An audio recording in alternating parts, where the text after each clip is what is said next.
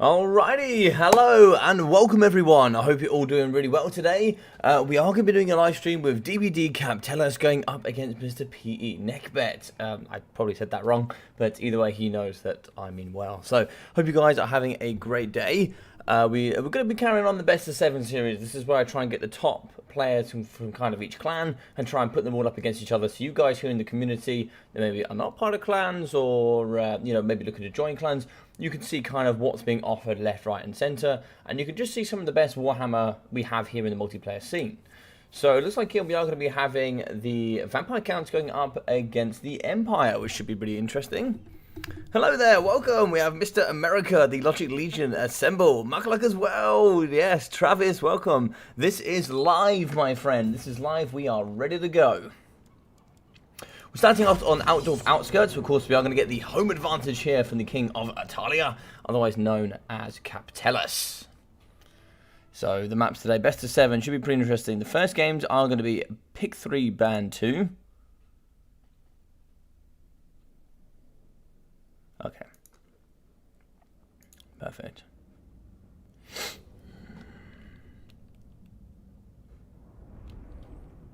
Alright, sorry, just checking out. Just got a couple of messages there in regards to the stream, but we're all good, we're ready to go. Hey, baby! I'll just pop in when the stream is scheduled to start. Logic had to do one of the things that Logic forgot to do before the stream, and Logic was like, Logic needs to do this. Logic cannot avoid doing this before stream. And every time Logic forgets, and then every time Logic goes, oh no, and then goes, doo-doo-doo-doo. So, yeah, Logic had to get some things done. So, Outdoor Outskirts, we can see here the sallying troops coming out here from the King of Italia, getting to meet up against the vampire counts that have come to take over. But can they do so is the question. Really like this map because here we just got so much difference in terrain here on both sides. Hills, trees, all sorts of levels of obstruction that can really hamper the leading force here, which is going to be the Empire. We do see Outriders here. It looks like 3 units coming in from the Empire, mixing in with a lot of Spearmen and Halberds. That's going to be very necessary here to take down their monsters. Swordsmen will deal with the front line, so will Flagellants here with their unbreakable status. The boys are naked, but they'll certainly fight to the last model. Looks like here we're going to be pretty good. We're also going to have, it looks like the Unbreakable Sigma Sons. Yes, we are. So the Sons of Sigma are present today. And what else have we got here? Looks like we are going to be getting a Boris Toddbringer in the sky. Boris here will have the Deadly Onslaught Foeseeker, the Midland Runefang, the White Cloak of Ulrich, Crush the Weak, Blood Roar, and also Hold the Line. Firecaster in the middle here with just Burning Head, nothing else. And it looks like here Warrior Priest with Soulfire, the Banner of Eternal Flame, and also the Hammer of Sigmar. So yes, quite the force indeed. So, from the VC side, from Nehkbet and PE, we are going to have zombies in the front, 5 units, mixing in with the Graveguard, Great Armoured and Anti-Infantry units here with those silver shields. And look at those big bad shields. I like the design on this shield, that's pretty cool. That's pretty cool. So in the back here, we are going to have double Blood Knights. Damn, those Blood Knights are going to have to work hard. I think when they're engaged in melee combat, they lose their missile resistance. Yes. So they get missile resistance when they're not engaged in melee combat. So if they are getting kited, they get an extra 20%. On top of that, bronze shield and 110 armor. It's quite a bit. It's quite a bit. Now, I really like this here. We are going to have double Scab Scrath with the White Kings here. And they're going to be on horseback. I really like them on horseback here up against the Empire. And it looks like Heinrich Keller, who's probably my favourite choice in this matchup. I really do like Heinrich Keller. I love some of the armor. I need to get back a bit. I love some of the armor on the horse. It's really cool. Well, Heinrich here will have the Lord of Undeath, the Undeath Resurgence, Raise the Dead, Gate of Nagash, Invocation, the Chaos Tombblade, as well as the Curse of Undeath, and the Master of the Dead. Over here in the trees, though, looks like we're going to have some doggos, and that's going to be 3 of them indeed, including here the Dire Pack Wolves. Now, I've never really seen if they're kind of any different. There's the Dire Pack, and where's the regular? No. There's the normal ones. I guess these ones are a bit more grey. They've got a bit more fur as well, you know. This one's missing a lot of his side. Yeah, so there's not too much difference, which is a bit of a shame. Maybe there'll be something cool about them in the new game.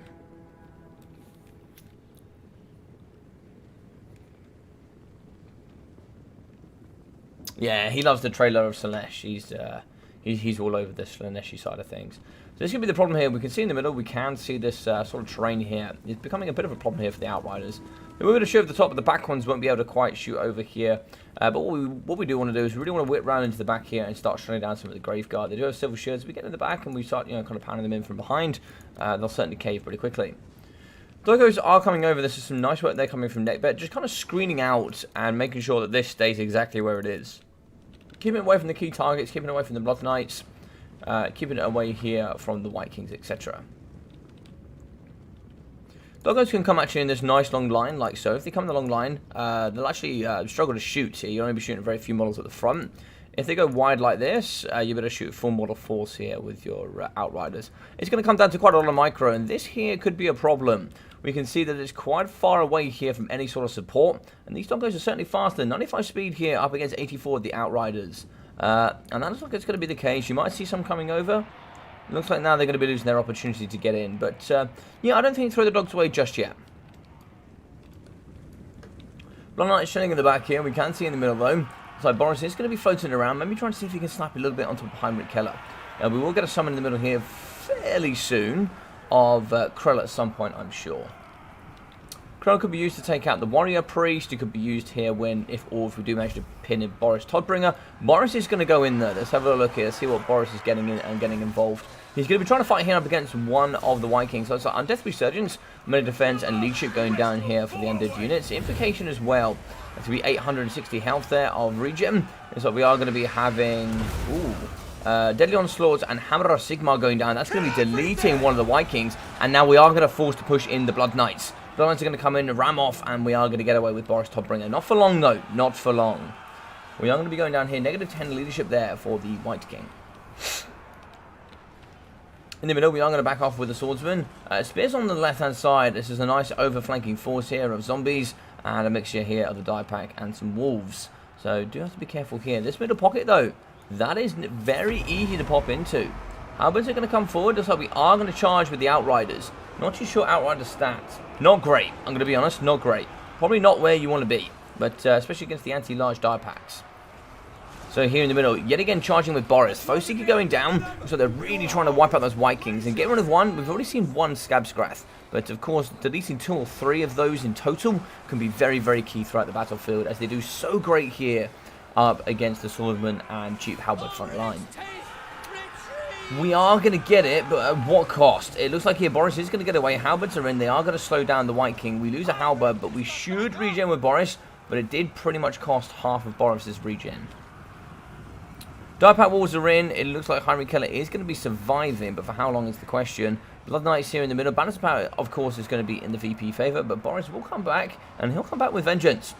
Gun's going to be pouring in the middle here. What are we shooting at? I think it's going to be Heinrich Keller. Not too sure Heinrich Keller. 100 armour for him, maybe? Oh, no, only 35 armour for him on the horse. Very interesting. It looks like here the Die Wolves have been caught in by the Halberds, so we are going to be seeing... Oh, yes! We are going to see the Soulfire coming down to destroy all of the cheap units in the middle. And going in yet again is going to be Boris. That is a bold move. Charges in for the Blood Knights as well. We are going to get a hit, and we are going to get Boris out. That is very fortunate. We are going to move in with the Halberds. I think that was a bit of a bait there coming in from CaptTelus. Trying to see if we get in the Blood Knights, get a Burning Head throughout the middle. And do quite a bit of damage here. I really like that play. And now we're going to cycle charge yet again. We do get a gorgeous hit on Heinrich Keller. That was a lovely hit indeed. Now, we don't want to lose Boris here. Boris is now going to yeet his way straight into the middle of those knights. And that could be problematic. Heinrich is on -1 leadership. I hear a Scabscraft here in the back. Looks like he's going to go alongside the Spearmen. Balance of Power is now going to be putting more back towards even, and we are going to get away with Boris. Boris does have 113 speed. That is the advantage of Foeseeker that I don't normally bring it myself, but that is the advantage of having it. Doggos here piled up the back. A lovely Burning Head here could really clean out the dogs. But so we are going to push in with Spears. Spears are going to do some nice work, and they will perhaps get them towards that crumbling zone. One or two of them definitely going to be crumbling here. -34, -7, and -11. So they are going to be taking damage here over time. And as we can see here, Heinrich Keller fighting in the middle. Still going is that Warrior Priest. He's very tired. This boy has been fighting for a while. But 85 armor here with only 35 melee defense, which is not huge. but he's certainly going to be holding well. Now, we do want Boris in as close as we can. We want to hold the line as much as possible. That extra melee defense and leadership is very, very handy.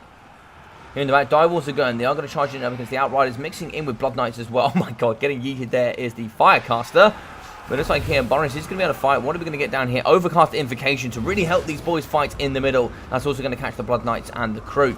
Mixing in with Krell, who's going to be summoned here in the pocket to fight up against Boris. And Krell does last a long time. I can't remember exactly how long, but I know it's a fair while. Like, Boris, sorry, not Boris. Krell can be a real problem. So the Direpack Wolves are going to be chasing Deadly Onslaught here, and I don't think Boris is getting away here.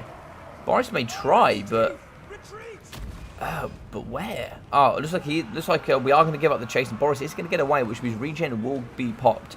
No magic though coming in for the Bright Wizard anymore. -5 leadership. He will break.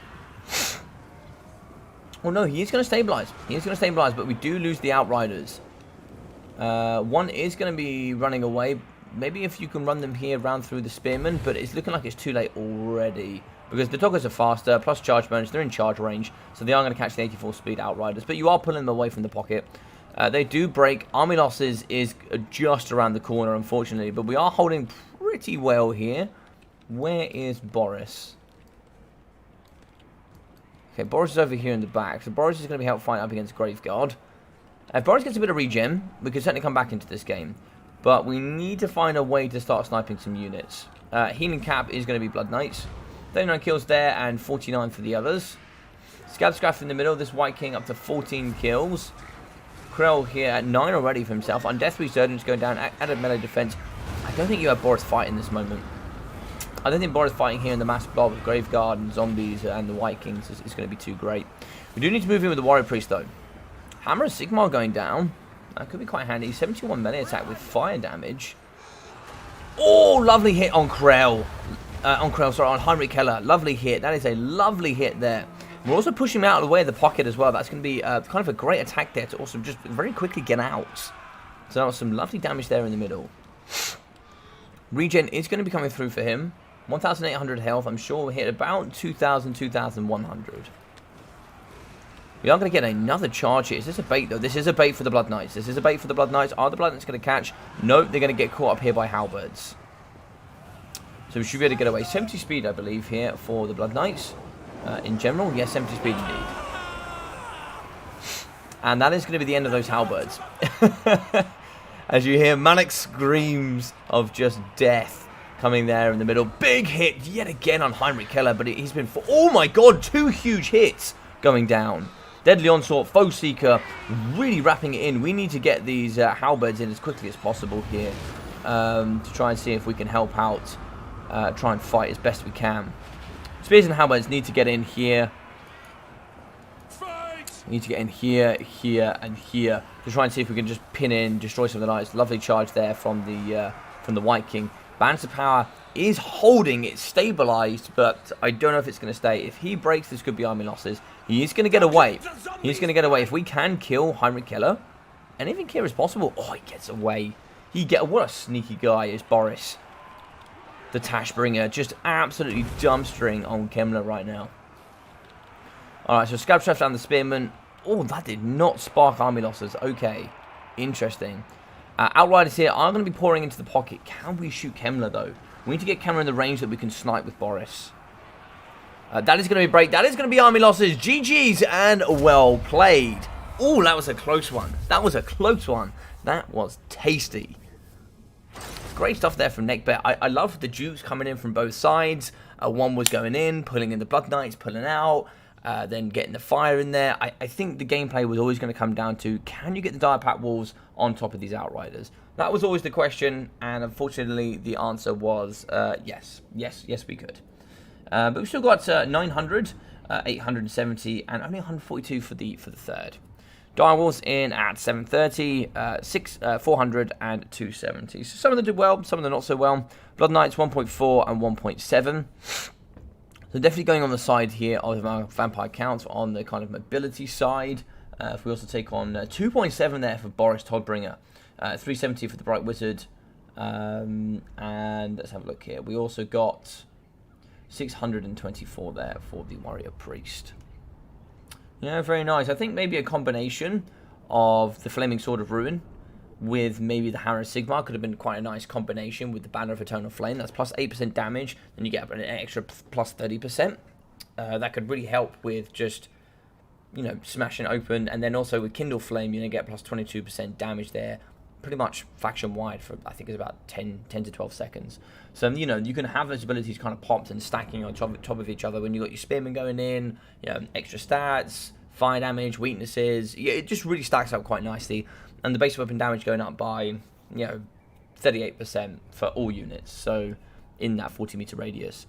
So, yeah, you know, you can have stacks like that. Then with Burning Head over the top. And, yeah, you can certainly work in and around that. 1.1 and 700 there for the Vikings.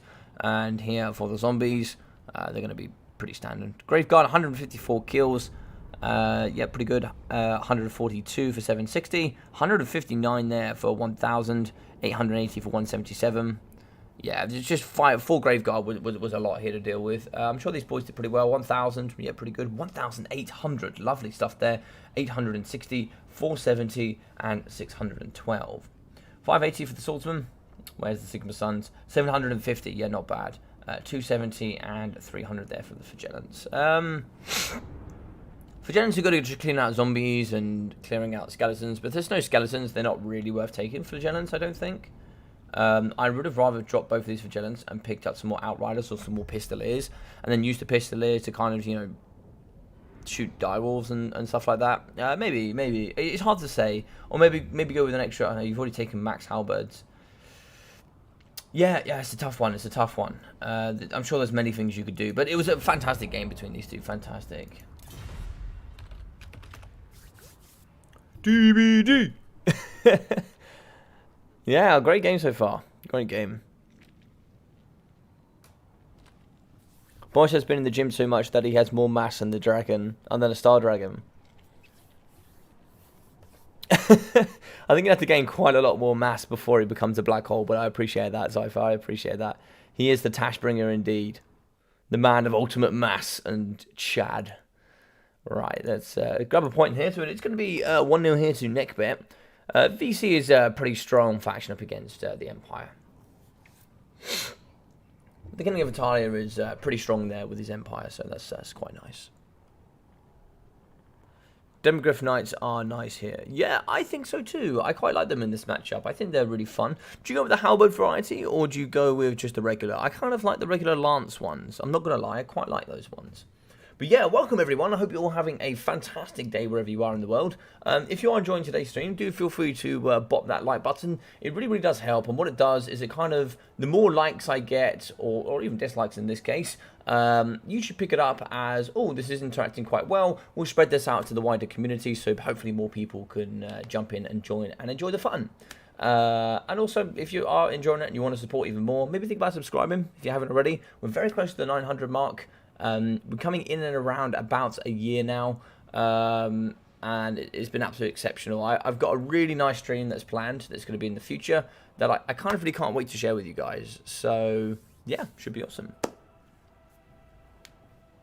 Right, give me 10 seconds, guys. We are going to be moving on to... Let me find it. Okie dokie.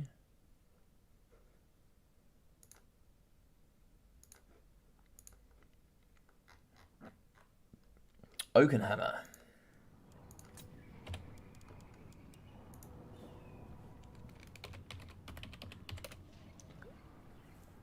Ooh, okay, so Beastmen TK High Elves, ban Bretonnia and the Empire. Beastmen ban Beastmen.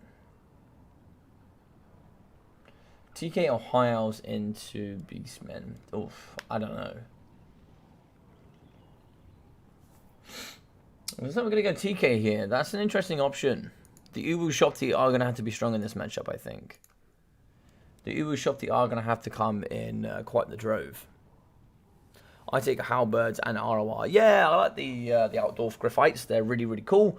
And yeah, I think 3 units of Halberds here can work really nicely. If you bring a nice force of Spears and Halberds, triple Demogryph Knights, You can bring Carl, you can bring Boris, you can...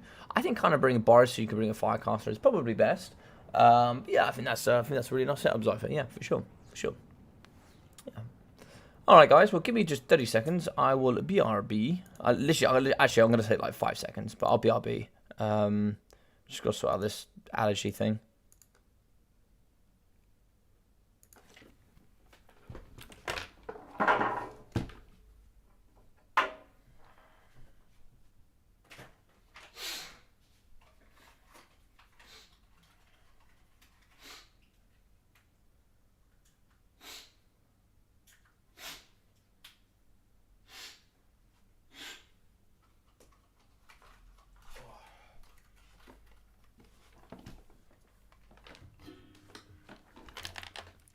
All right, there we go.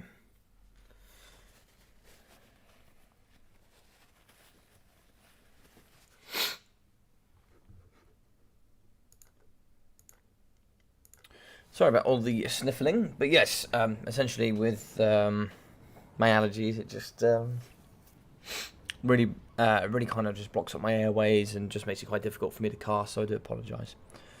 So... pretty interesting to one today.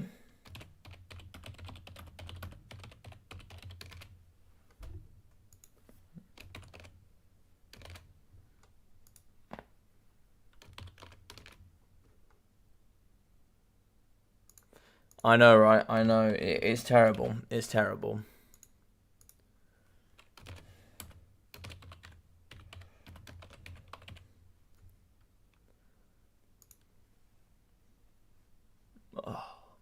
That was really nice, that one. Oh, okie dokie. So, alright, let's have it ready. But who do you guys think it favours? So, do we think it's a Beastmen favour, a TK favour, even, or maybe you don't know? And don't worry, no matter what you answer, me nor anybody else can see what you actually put. So, I can't actually see who voted on what. Just be honest, just let me know. I think I know what I think the result is. If you have two players at a pretty good level that are even in ability. Lovely. So Oakenhammer, TK, the Bony Boys here up against the Beastmen, the Children of Chaos. Who I hopefully we'll hopefully see a lot more of them in Warhammer 3. You know, some big updates.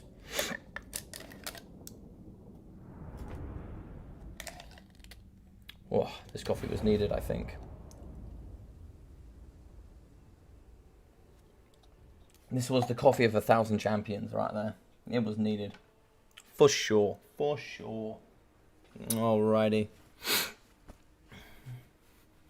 Very Beastmen favoured. Yeah, I think so too. I think so too. Sorry, dude. I don't know what to call your name. That is a whole lot of letters. Because you have an A on your character picture, I'm going to call you A. So I agree, A. I think it's quite heavily Beastmen favoured, which is why I was quite surprised that he didn't take High Elves. I think High Elves is certainly more favoured towards... it's certainly Beastmen favoured, but it's more... I think you can do better with High Elves. But, you know, it all comes down to your experience as well. So, double Razorgore Herds here for great AP. Looks like here we are, Centaur throwing axes. Double Tuskor Chariots, double Ungor Raiders. Mixing in with the front line here, so we are going to have Ungor Herds with shields. Mixing in as well here with the Gore Herds with shields. And here with the double Ungor Raiders. We are going to have the Bray Shaman of Wild and Torx the Brass Bull. This makes complete sense. So, the way I played this as the Tomb Kings, so it looks like Traitorkin and Viletide with Bestial Surge. Very good, very good. Torx here with Slaughter's Call and the Brass Body. So the way I played this, so I'm not going to look at the forge yet, just yet. I'm just going to say what I did. So I brought Spirit Leech Caster here with Arc in the Black. Real cheap wide front line of just Skeleton Spearmen. Triple Ubu Shopti. What else did I bring? Oh, double Halberd, Tomb Guard, and I can't remember. Oh, and 3 or 4 Skeleton Horse Archers. Yeah, and that was it. So here we are going to have double Skeleton Horse Archers, double Skeleton Warriors, oh, Nekahara Warriors. Interesting. The Kepler Guard as well here in the middle, mixing in with Spears, Tomb Guard at the back, Tomb Guard, Skeleton Warriors. Oh, the Sphinx of Yusef. Ooh. Okay. Look at this gorgeous thing. Fire damage, magic damage, anti-large, armor piercing. Oh, it's a beast. Cetra the Imperishable as well on a kitty cat alongside the Nehkbet here with Restore, as well as the Vambraces of the Sun. Negative 10 melee attack, negative fire weakness as well. Or should I say an increased fire weakness by 20%. Very interesting. So, where do the Skelly Archers want to be? Skelly Archers want to be poking here up against the Centaur Throwing Axes. Centaur Throwing Axes here want to be poking up against Cetra and the big boy. And we have double restore here, so that's 2016 healing. This is 1008 per pop. But yeah, very strong. I actually don't mind Cetra double Necrotech just with restore and then one with the Vambraces here with the Sphinx of Yusef, because that could be 4032 healing. Plus also you get the healing here from the Realm of the Souls, which is 336. So you get anywhere up to about 4.5k of healing, which means you can heal it for about 3/4, which is exceptional healing here when you talk about... but obviously that's a big investment. That's a big investment. So, you know, you are going to lose, for example, a unit of Skeleton Warriors to pay for that. Maybe even more than that, actually. Maybe even a unit of Nekahara Warriors. In the front here, we are going to have a Valtide going down up against the Nekahara Warriors. These bad boys are anti-infantry, damage dealers. They can do pretty well at the front, but they're not exceptional. Torox is in. He just cycles straight through the front. And here we go. We have the Sphinx of Yusef. He's actually going to be coming after the Chariot. Yeah, he's just going to go. Knife and butter come to mind here when it comes to this. Torox is in chase, but Torox does fire damage. And we have a fire resistance here for the Sphinx of Yusef. I believe 25%. 25% indeed. Those Razor Piggies are doing some big damage. Big damage. Throwing axes as well. Cetra's coming in, and he's going to be pinning in his host Sphinx of Yusef. Incantation of Protection, Restore as well going down. Torox is doing an absolute pound in from behind, but now we can get the Sphinx in, hopefully. The Sphinx just needs to fight here, I think. Torox has so much mass. Balance of Power is going to be heavily in the favor here of the Beastmen, thanks to Rowdy. But we can see charge in here from the Nekahara Warriors. They're going to try and clear out all the Tuskal Chariots. Here in the front right, we can see Skeleton Warriors just getting pulled apart by Chariots. They're getting ripped apart pretty hard here in the front. The Kepler Guard are going well. I want to be pushing those through as much as possible. And we can see here Skeleton Warriors fighting up against the Ungor Spearmen. So here we go. The Realm of the Souls 2 coming in with the heal in there. We can see both the two going to be running away, but they could definitely turn and burn here on Torox. Torox is going to want to fight Cetra. Oh my god, I've never seen Torox get pushed over. I have never seen that. Incantation of the Cursed Blades, bonus large, armor piercing, and base weapon damage here while fighting up against Torox. I have never seen Torox pushed over like that. But Torox is getting slammed right here.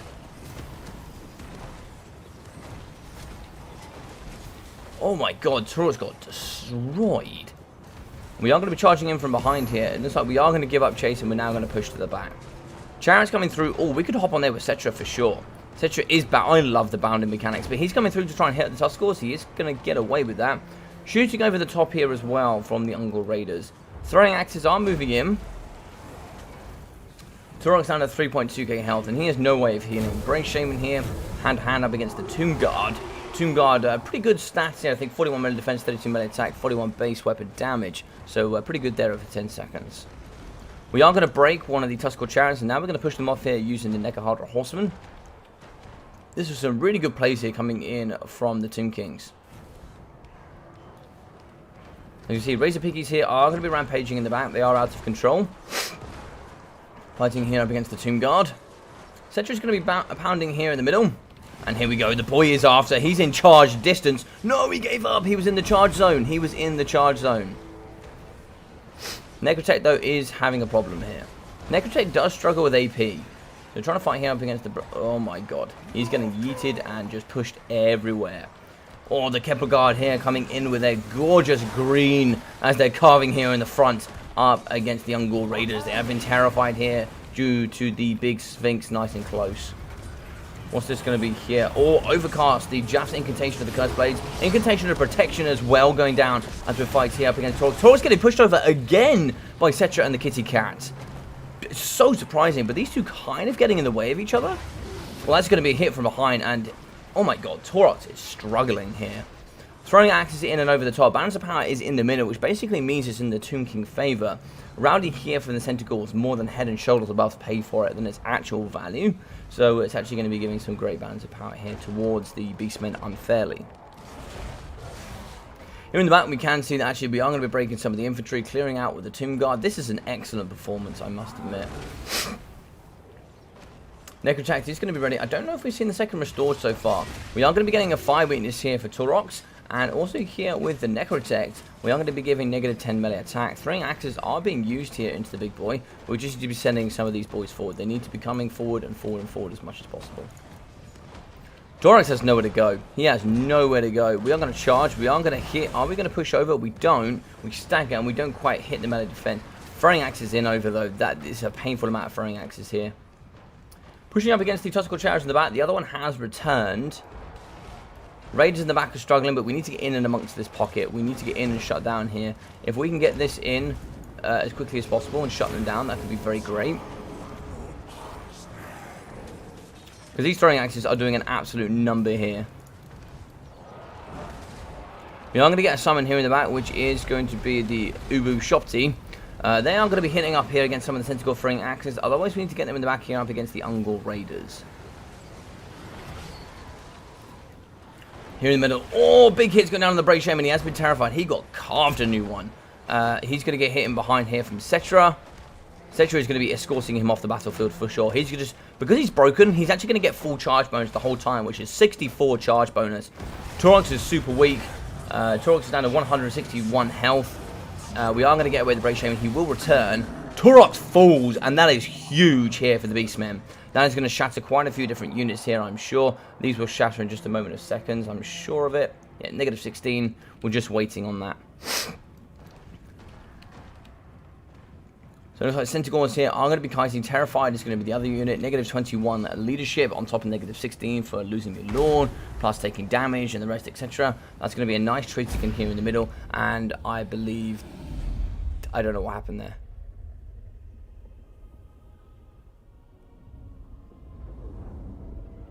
Not sure what happened there.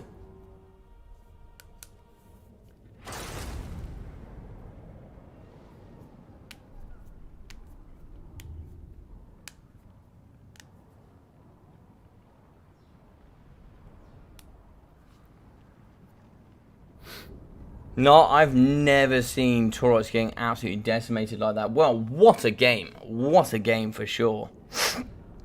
That was something. That was so much. I'm going to have to save that, I think. That was an excellent game.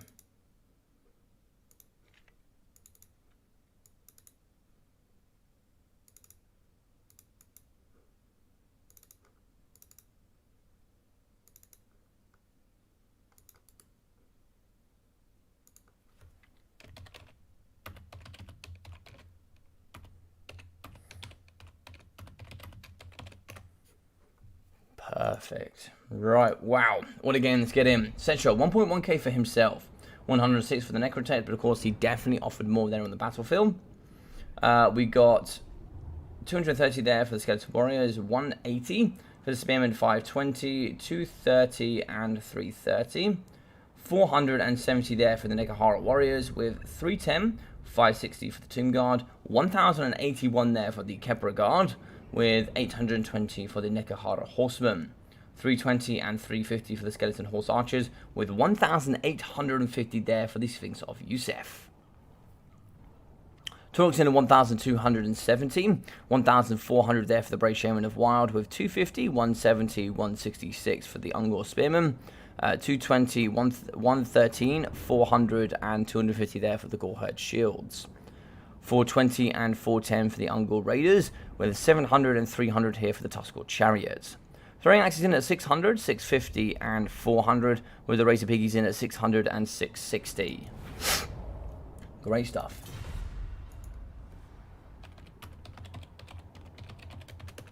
That was a really great game. That was a really great game. I enjoyed that. I enjoyed that. It was nice to see a good challenge there from the TK, for sure.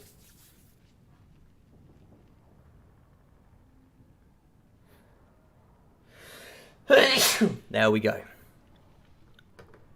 BOP is against them, so Beastmen have already lost. Yes, that's true. I do forget about balance of power. So because they get such an advantage there, actually, what you might not know, where I'm used to seeing balance of power kick in for army losses is different for the Beastmen. So, great win, great win.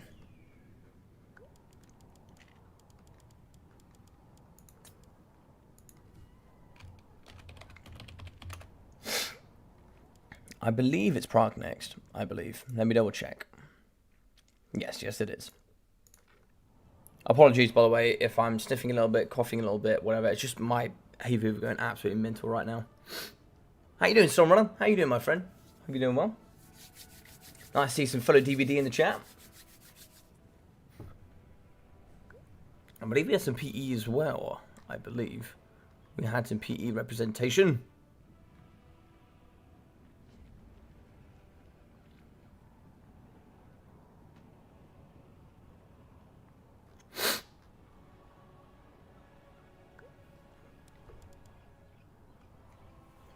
Okay.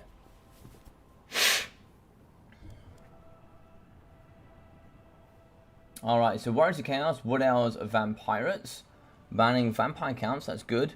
Banning Vampire counts against the VP and the Warriors of Chaos. So 2 nice bans there. And Greenskins. Yeah, Greenskins can do well against VP. They can do well against Wood Elves.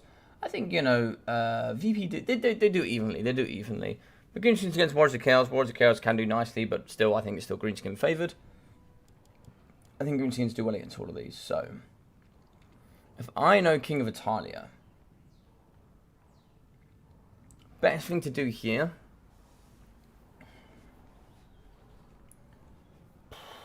What would you do? What would you do?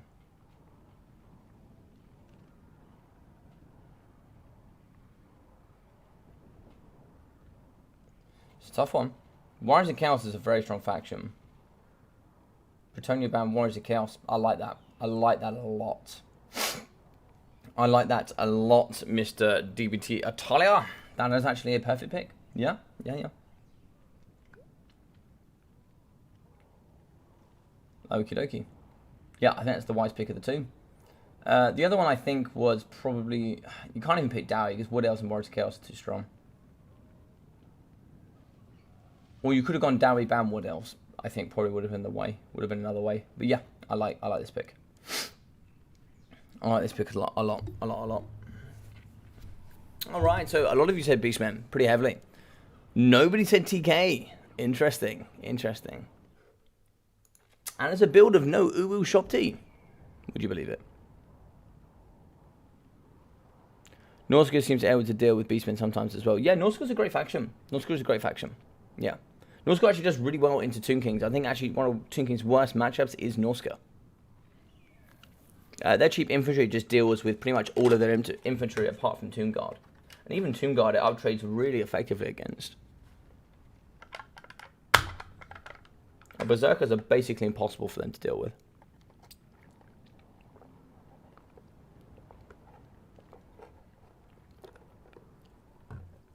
Because you think, okay, you just go mass skeleton archers. Alright, cool. We got Burning Head. So, you know, yeah, it's a pretty tough one. Alright then, so...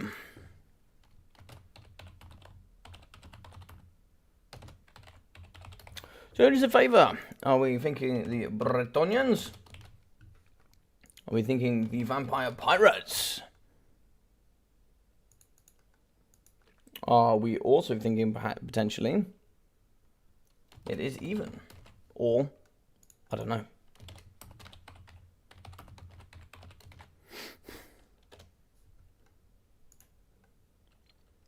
Should VP have been banned? No, Warriors of Chaos is really strong. Warriors of Chaos is very strong against cavalry. Even though in theory we are technically on the cavalry beta with all the changes, blah blah blah, etc. It's still very strong. you know, you've got a bucketload of halberds, bucketload of great weapons, and it's just honestly not a lot they can do. You could bring Bretonnia in that matchup, but I don't know if Bretonnia is going to do so well there. I don't know.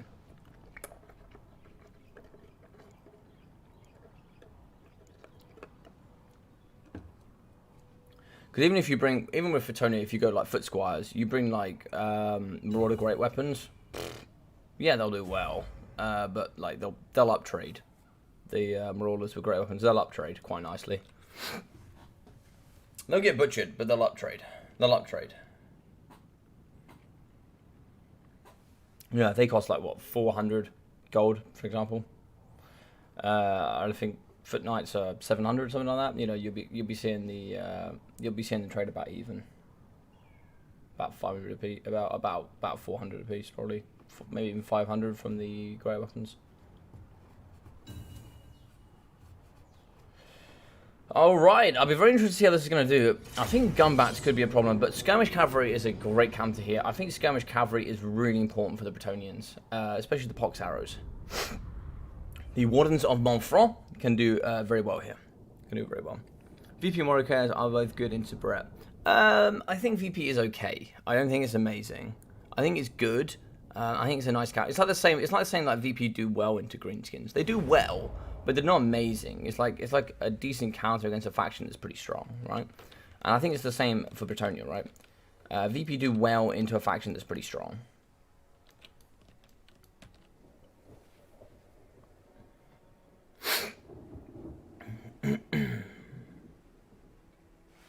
So as I take the scoreboard, we are going to be one apiece here, which is quite nice to see. On the board here is going to be Mr. CaptTelus, up against one here from Nehkbet as well. So let's go in here with the Vampirates. Pretty common pick here is going to be the Land Priest Revenge. Of course, regen, AP missiles, and AP weapon strength. Double Scurvy Doggos.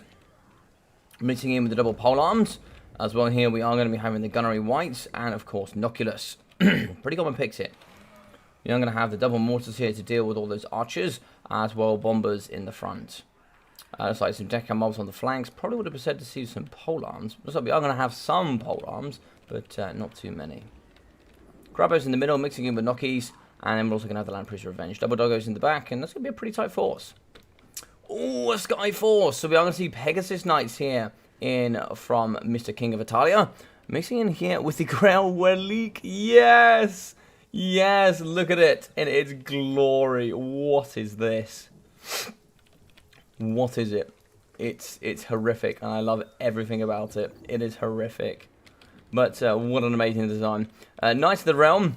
Mixing in here with Battle Pilgrims, Battle Pilgrims, Battle Pilgrims, and more Battle Pilgrims as well. So we are going for a bit of a Bretonnia build.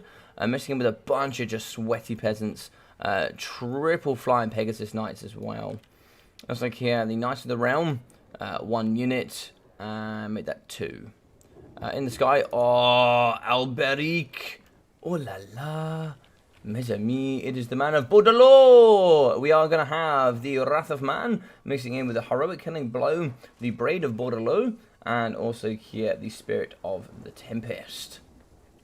Whoa, it's gorgeous, isn't it? It is gorgeous. A man of pure swag. Not only have we seen Boris, we've seen Alberic, and then we've seen Citra on the Kitty Cat. You couldn't ask for much more in a live stream, could you? I really enjoyed this matchup as VP. Yeah, it's a good one. It's a good one as VP. I don't like this one.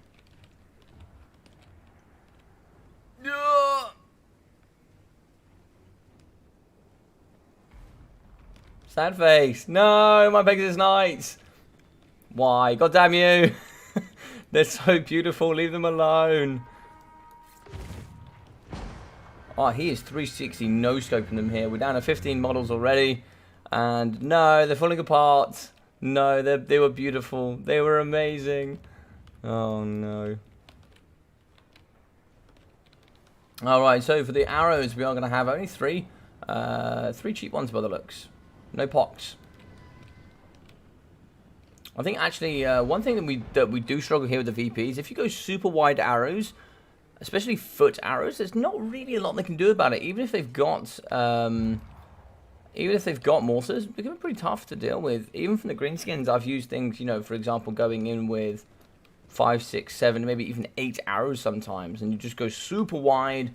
You decimate the front line with no armor. You decimate just everything else. You just go cheap infantry front line with peasant mobs, and you can even just go men at arms, and you can just, you know, kind of try and work your way through that way. But the Grail Relic is going to be nice. Plus 12 leadership, I believe, and ITP. Yeah, indeed. Looks like here we are going to have Damsel of Heavens with Harmonic Convergence, and it looks like it's going to be Wind Blast. We are going to be seeing the Wrath going down there, the Storm Wrath. We are going to be having the double summon and invocation here from Noculus. Pretty standard from him. I don't really think we need to go over those, like, they just bring like the same items every time. Right, it's going to be double Gunnery Whites with Scab Scraff. It's pretty standard, looks like here the Battle Pilgrims here are moving in the middle. They are going to get on top of the bombs, and they are going to be carving them new ones. And to right. Scab Scraff in the pocket here. We'll do okay damage up against the Battle Pilgrims for sure. Scab Scraff up against the front as well, up against the other Battle Pilgrims. Yeah, nice work indeed. We are going to be racing the back here with the Pegasus Knights. Pegasus Knights, I wouldn't mind them actually just diving on Noculus at this point. Just get on top of Noculus. Or actually, this is pretty free here in the middle. So we can see here, this is pretty free. We can certainly hop in here and do some nice work on top of that. We do have the Crabos nice and close, but you've got to get something to shut down Noculus. He's going to rip this front line if you're not careful. Yeah, there we go. We are going to get in, we are going to get busy, and we are going to start working down on Noculus. He only has 75 armor. He will go down. Crabos move in, but now the rest of the force in the back here is available, because we have the cannon here, we have the cannon here, or the mortar I should say, we can take care of. We have all the crabs in, and you know, they're going to be doing some work. We're in here with the man. We are going to have Harmonic Convergence for him, that plus stats as well. Now we can start fighting up against the gunnery crabs. Here in the middle, we do have the Damsel of Heaven. She's going to be down to 1.5k. Hopefully try and see if we can get some of those wind blasts here in the middle, maybe up against some of the infantry on the sides. And we need to start moving in with the Battle Pilgrims and the rest. Yeah, Wind Blast does some nice damage there in the pocket. Not as much as you would have liked, but it is going to do some nice work. Summon of the Knights, as the Knights are fighting, they're going to get a summon of the zombies here all over them. So it's going to be another Storm Wrath here up against the Damsel of Heavens. How much damage? She was at 1.5. I think I would have preferred it here on Alberic, I'm not going to lie. But Alberic's in the middle, and we have no healing for him, which is really bold. The balance of power is relatively even, in the VP favours slightly, I think. We are going to be fighting in the middle here. Pegasus Knights going up against crabs. They just have so much armor, and healing here with Overcast Invocation is painful. It is painful. We are going to be shutting down mortars. Doggos are breaking as well. Charges in for the Pegasus Knights. It's looking tough. Scab Scrath is going to do some lovely work here in the middle, deleting all of the infantry. Elberic in the middle has now fallen, and that is pretty much going to be the demise of, unfortunately, here the Bretonnians. I think the Bretonnians here will struggle. It's going to be just pretty much a mass break. Negative 16 plus negative 8 from just base fear. You're going to see a lot break here. A lot is going to be breaking. The Damsel broke. It's just going to be Battle Pilgrims with lots of leadership here in the middle trying to fight.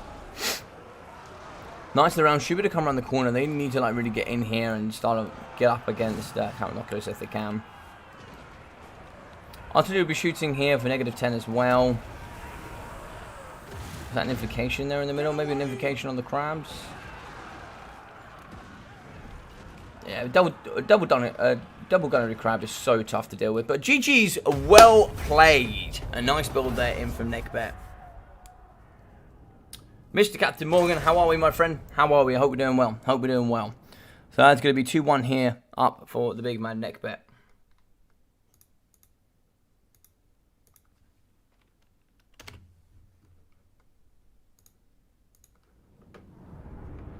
So 114, 1,300 from Elberic.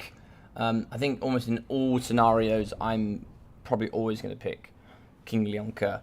But I think I like the fact, you know, sometimes just pick who you want to play. Pick who you want to play, pick who you want to be. And I think Elberic is probably the worst, and probably by far the worst Lord for Bretonnia. But, yeah. I just think that he struggles. But, yeah, you know, obviously he's got no healing. He doesn't have the lady with all of her mass damage over time. But, you know, he got him. He did some work, and that's all you can ask for. 480 for the Damsel of Heavens. 82, 36, 180. 56 and 67. Go Relic in with 9. 217, 175, 780, and 220. 0, 0, 0 there on the archers with 460, 480, as well as 707, 310, and 714 for the Pegasus Knights. Binoculars here with 1022, 1300, and 1.5 there for the Gunnery White. I mean, I don't need to say any more about that, I don't think. 250 and 128 from the deckhands with 130 and 180 with 56. Pylons in at 330 and 270 with 204 and 430 there from the zombie pirate deck gunnery mobs. Double doggos in at 250 and 200, 1.7 there for the Lamprey's Revenge with 500 and 280 for the mortars. Yeah, really well played. Really, really well played. Fourth map is going to be Karak Buftar.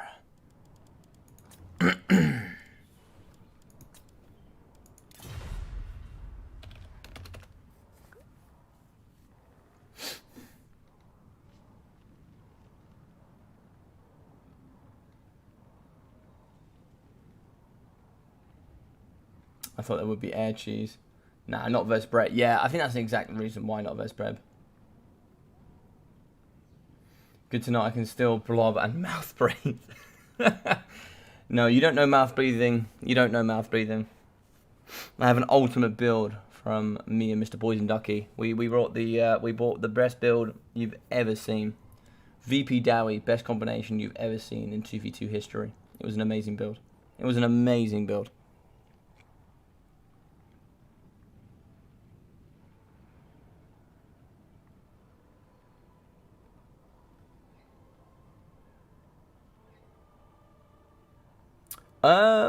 The worst Brett Lord is the worst Lord of Brett is the Lord. He's cheap though, CJ. He's cheap. And when we're talking about like cost efficiency, I just don't think he pays for himself. I don't think Elberic. I don't think Elberic is any better. I think they're both equally bad, now you say it, but yeah. I was kind of more thinking the Legendary Lords, right? So Bretonnia have an amazing Legendary Lords. I don't think he's the worst Legendary Lord. It's probably what I should have said. So, Beastmen, High Elves, and Lizardmen ban Skaven and Wood Elves. Okay, so... yeah, I like those bans. The only problem... Dowie could be a good pick. Dowie ban High Elves. Dowie do okay into Lizardmen. Dowie do okay into Beastmen, for sure. But of course here we're not a Dowie player from Nehkbet.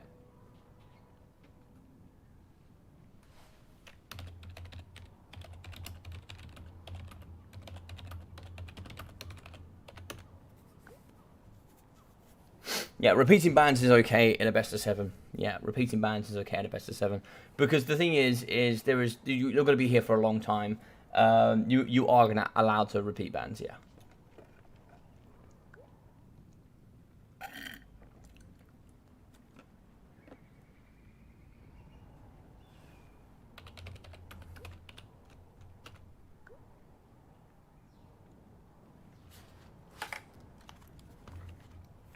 Probably worth me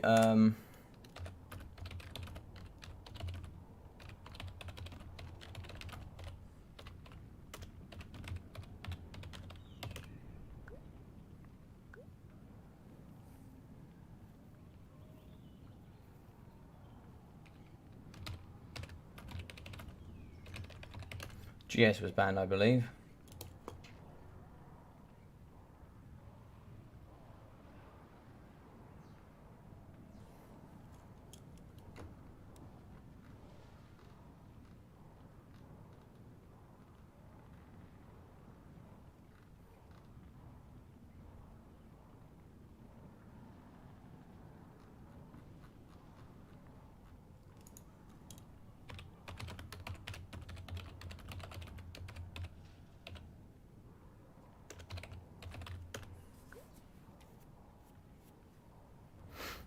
Alright, so game 1.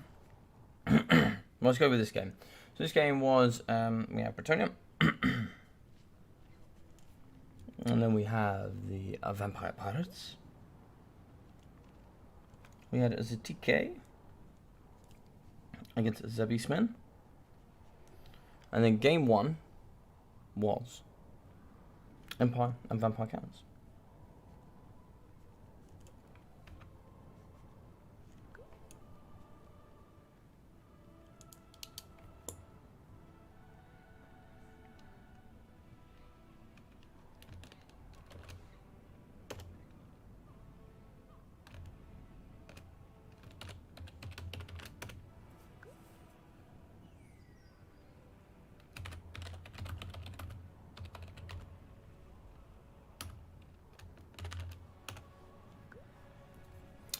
The true.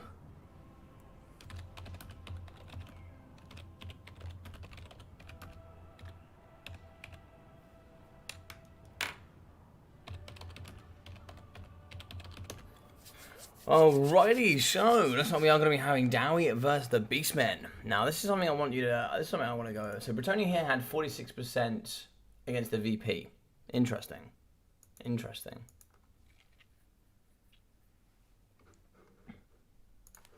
Let's just double check here that we're doing well.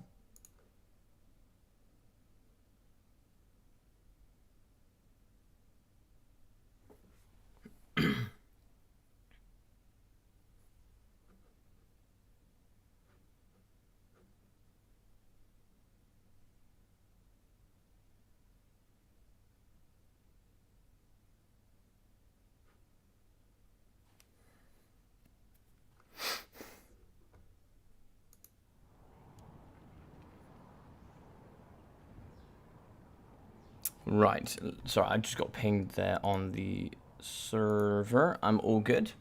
All right, what was I doing here? I was going to do something. I forgot what I was going to do. Ah, yes.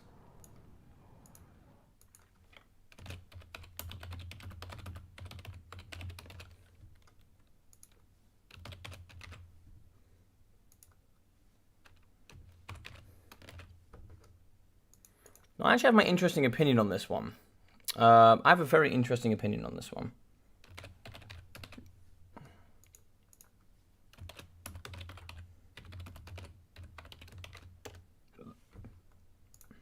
Very interested to know what you guys think, but I do have an interesting opinion about this matchup.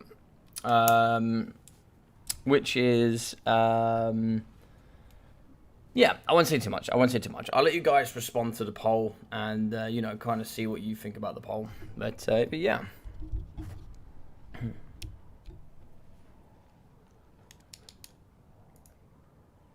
Also, if any of you guys that are around tonight, there won't just be this stream today. There will be another one as well. I am streaming and doing content twice a day, every day at the moment. So I'll be doing one here on YouTube, and then I also do one there on Twitch. So if you're not on Twitch, feel free to go head over there and check me out. I do a lot of content on there. I do multiplayer, I do single player, I do events with other streamers like Brother Deck of War, and we just do all kinds of things, all kinds of wacky things. And you guys can give me all the suggestions in the world you like, and then we will bring them together.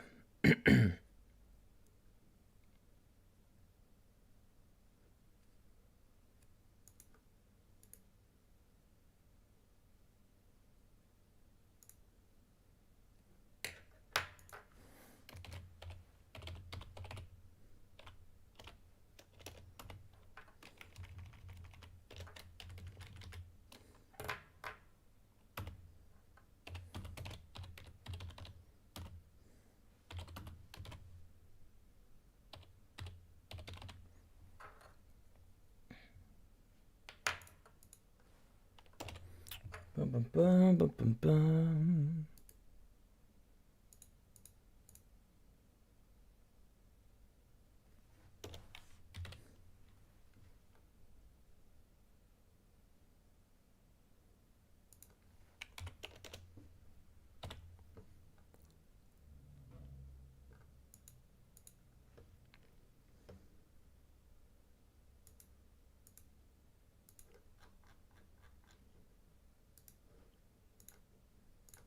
Perfect. Let's go. So at the moment, quite a few of you guys are thinking that it favors Beastmen or it's even. That's very interesting. Bring the pain, boys. Bring the pain. Oh, well, I'm 2 coffees down, and I feel excellent. So let's get it going. Yeah, I think even 2. I think it's actually very build dependent. Map and build. There is a little bit of build roulette in this matchup. So, here for the boys, we are going to have Nehkbet Iron Breakers. Here with the red shields. Look at the boys. Look at them. Look at those goddamn gorgeous beards. Look at the braids on those beards. Look at that. Look at that. Beards in belts, gentlemen. Beards in belts. Here with the red shields. Mixing in here with the Dowie with their nice blue and gold. How these things don't have silver shields, I'll never know. Look at that. More braided beards. Fantastic stuff. Fantastic stuff. It looks like here. Oh, in the back. Double Tuscle Chariots. Sneaky. For the boys here, for the gentlemen. In the front here, we are going to have just Dragonback Slayers and Mass Slayers. In the front here, Longbeard Great Weapons mixing in with the Cannon. The Nehkbet. Dwarf Great Weapons. And the Iron Breakers. If you want the Iron Breakers at the front, you want them dealing with the trash. You don't want them dealing. You don't want the Slayers getting in up against the muck, as it were. So double Tuscle Chariots. Oh, who's the Lord? The Lord is going to be Thoric Ironbrow. Master Engineer can be nice here as well, but Rune of Slowness, the Rune of Speed, Rune of Doom, and the Master Rune of Ancient Law. I had a bit of a chat with a friend. I sat down with a friend and he was discussing, we went through values of what you would expect to see in a return rate for selecting this particular item. And we came to a conclusion that actually I don't particularly think it's all that worth it. When we think about the true percentage of time that we're actually engaged in combat with Thoric and then the actual return of investment you get for investing into the rune, we actually don't think it's that great. So Master Innovation Law is maybe actually something you don't need to take. Just a bit of a tidbit there for other people. But Goreherds in the front. Quite a few Goreherds there with the shields. Blackhorn Ravagers as well. Bucket load of Goreherds. Actually, might be too many Goreherds. I believe that is too many Goreherds, but it's okay. It's okay. So Harpies in the sky. So triple Harpies mixing in with the Brave Shaman. What's the Brave Shaman of Wild? Well, maybe just Traitorkin. Just going to be Traitorkin. On Chariot is painful. Those cannons can do some work. Brass Body and Slaughter's Call here for Dwarfs the Brass Bull. What you can normally see is here the majestical man himself. You can see Morga the Shadowgate. In the back here, we are going to be having Harpies, and we are going to be having the Great Weapons on top. So double Chariots coming in, also with the Ungol Spearheads. Triple Chariots is the maximum you can bring, so it can certainly get interesting here. Blasting charges over the top here from the Nehkbet, all over the face of the Goreherds here. Gorehead's coming in from the left-hand side here from the DBD man. He's going to try and get in up against Nehkbet and try and shut down the best we can. Cannon's only 40 armor, so Harpies will do some great work. Cycle charging here will be quite nice as well. 20 charge range can certainly help with their low melee attack. Only 22 there, but it will bump up to 42 there for approximately 13 seconds with a bit of a grade. In the middle, we are going to be getting Thoric Ironbrow, the Master Rune of Slowness. And the Brass Body going down as he tries to get away. We are getting Thoric Ironbrow in and around, giving himself 69 melee attack, now down to 45 with that buff gone. Hopefully we can see a map point here. We can hear the clang of the Rune of Doom going down as we move in with the Dragonback Slayers. These bad boys are coming in. They are coming in for the carve as well, down to 7 speed. The Master Rune of Slowness as well as the slow here for the Dragonbacks, just absolutely deleting the speed here from Torx the Brass Bull. Banter power here is going to be favouring the Beastmen, however. So we are going to be very nice there, shattering the cannon in the back. And if we did have any throwing axes, that would now be a free reign here of throwing. But it looks like it's just going to be the Brave Shaman. Over here in the middle of the lane, it's going to be a Traitorkin cast here to delete all of these models. So nice work there coming out of the Beast Caster. We can see here the Longbeard Great Weapons fighting alongside the Blasting Charge Iron Breakers. But here we can see Cycle Charging Tuscles, but these boys do not move for anyone, especially the Beastmen. These Iron Breakers can certainly hold. Their mass is tremendous. We can see here Harpies in the sky. They are going to return, getting these bad boys in the back. I don't really know where we're going to be able to get those. Maybe just waiting around the pocket for a couple of broken units, but it's unlikely with the Dowie. It's really, really unlikely.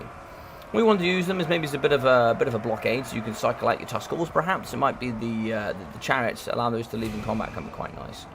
Nehkbet are in and around the Brave Shaman. He has 100 armor, so he's not going to take too much. I think he's actually going to be... Oh, he's actually not on a Tuskal chariot. This is going to be a... Do you know what? I've forgotten the other chariot, because no one ever uses it. But he's going to be on the other chariot. Razor Gore. There we go. Tuskal chariots are cycling through here up against Slayers. They are going to have to get dirty. They are going to have to do some work. You are going to have to fight the Slayers at some point. So it's better now than ever. So now is when you want to get your Harpies in. Now you want to get the Harpies in to chase off the Dwarf Warrior Great Weapons. They have been broken. So that's when you get the ladies in and they do all the bad work there in the middle. So Torx is going to be going away and we're going to get back in some spears here. We should be able to get some of the infantry back in and around as well. Certainly want to get this formation in from behind and just, kind of like start surrounding. Slayers are just significantly poor here up against cheap infantry. But you can hear the clang yet again going down here. The Rune of Doom has been popped. That is going to give fear here faction-wide to the boys in blue. But as you can see, the Slayers are dwindling and dwindling hard. Banner power is going to be in the Beastmen favour, but not much. Not much. So in actual fact, it's probably slightly taking the lead here, maybe from the Darby. But now we can clear out the Longbeards. Where are the broken Dwarf Warrior Great Weapons is the question. There they are. So we kind of just want to get the ladies in and around and behind and just kind of move. We've got some here. We've got some here. So we can certainly move them off and do some great work. Looks like here, Slayers in the middle. They're going to be fighting pretty hard. Getting the Harpies in as well to do some work because they got very high melee defense. I believe 42. I think. 44 melee defense, in fact. Yeah, very high melee defense. The Slayers are going to struggle to hit, and you'll do damage over time. Because if you break through the melee defense, you're just going to be doing full weapon strength. So it's pretty nice there in the middle. The only problem here for the Beastmen is how do they deal with Thoric Ironbrow? This is no easy task. Torx is going to have to do well. The Brave Shaman is going to have to stay alive. If we, in this pocket here, could get a Traitorkin, that would be some nice work. Longbeards in the middle, they kind of need to find a home. Brave Shaman here with the chariots are going to be pushing through. They do some nice stuff. You can see normally knife like butter, but here it's going to be very different. So Traitorkin in the middle here is going to be doing damage up against all of these entities. That's a really nice Traitorkin. Balance of power is going to be shifting on that as well. Moving in with the Ungor Spearheads with shields. And as you can see, Thoric Ironbrow is just going to get hundreds of kills by the end of this game, I'm sure. We can see here, Ironbreakers have been shattered. It's pretty much going to be the Slayers versus the world, I think. So we are going to have broken units here come back in. Let's get a good battlefield look here. So we can see pretty much just Beastmen ready to return. But we can see just a small pocket of resistance here from the Kalas Angkor. The Nehkbet Ironbreakers holding out the true champions they are. Fighting in the middle, red. So that when they do bleed, you see nothing but red here in the middle as they fight. And the Rune of Doom is so nice partnered alongside Nehkbet. It's almost kind of the reason the Rune of Doom kind of just negates hammers in general. Hammers are brought because you just struggle with melee attack, but if you have Rune of Doom and also Nehkbet with 79 melee defense, I mean, it just speaks for itself, right? Melee attack on top of with 79 melee defense is just huge. Master Rune, oh, did actually take overcast damage there from Thoric. But it's like here, the Brave Shaman is going to be getting away, but slowly. So Tuskal to move through. We could actually be breaking the Nehkbet. They are going to break. They do have ITP, so Terror's not going to be thin. They do shatter. That is going to be Iron Losses. So GG's and well played here for the Beastmen. Getting in and doing the damage, doing the dirty work, and even only bringing Thoric down to half health. Oof, that was a game. That was a game. Only 600 leveled in for Taurox. 2,300 damage value. Now, for anybody here that says that you do not bring magic damage against the Dowie, this is the perfect example as to why you do. Yeah, there we go. Single-handed win right there. 2.3k damage value. Just speaks for itself, doesn't it? But yeah, really nice work. 403, 340, 300, and 0 there for the Ungor Spearmen. 230, 77. I think there's a few too many Goreheads here. We're going to have to check, though. 1, 2, 3, 4, 5, 6, 7 Goreheads. It's too many. Because the shielded variety and the non-shielded variety don't count as different entities. Sadly. I'm pretty sure. I'll have to double check. In theory, I think it's a rule break, but I don't think that we're going to mind too much from Nehkbet. He's a big champion of the people.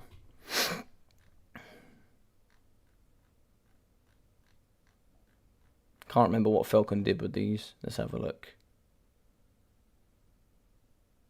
Yeah, they count as the same unit. Yeah, that's a shame. That is a shame. That is a rule break. We'll see what Nehkbet wants to do. But GG's well played. GG's well played regardless. We'll go through the stats. So 230, 77, 170, 600, 877, 450, and 630 with 750 for the Blackhorn Ravagers.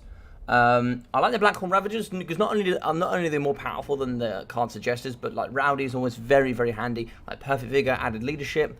Really good. You don't get any negative stats there due to Vigor, because you always have perfect health, and you also get additional leadership.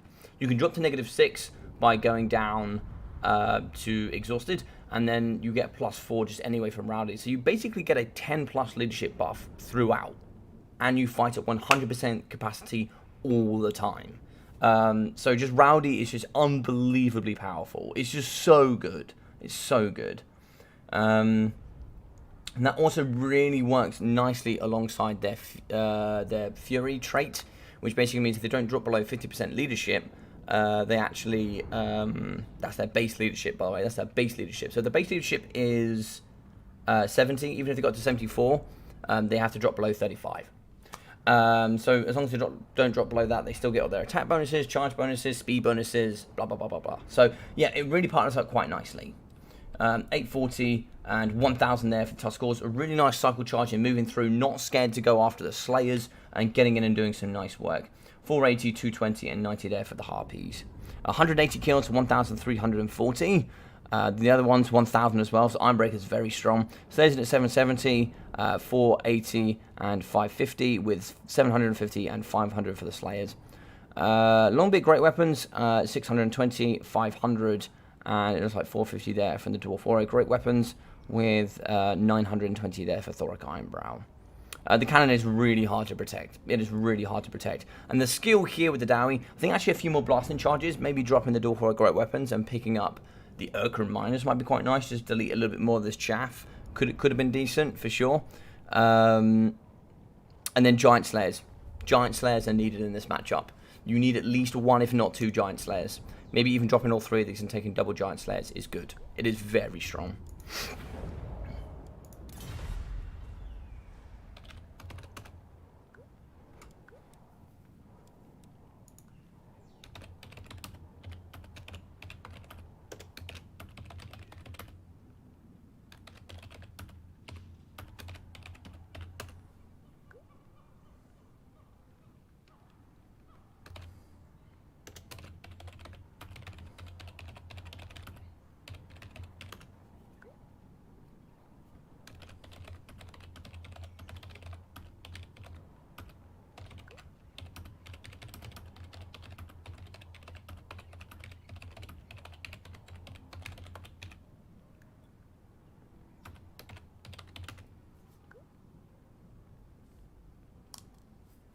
Yes, so yes, 7 Gauls doesn't allow them.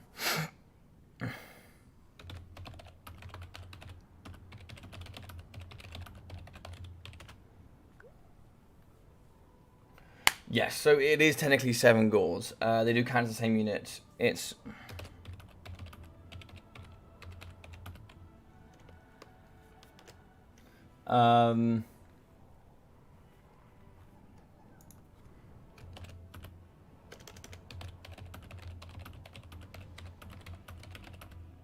The order's up to you.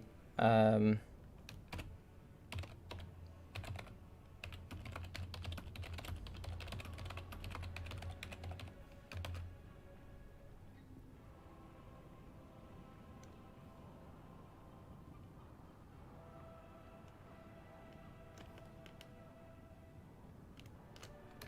rule is small.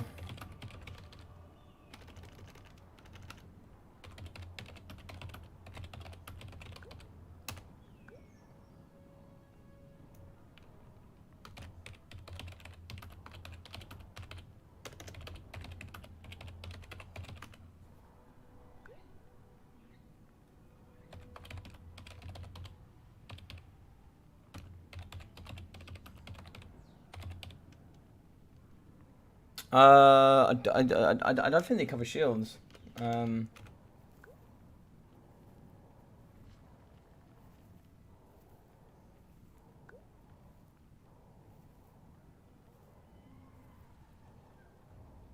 Yeah, they were. They were.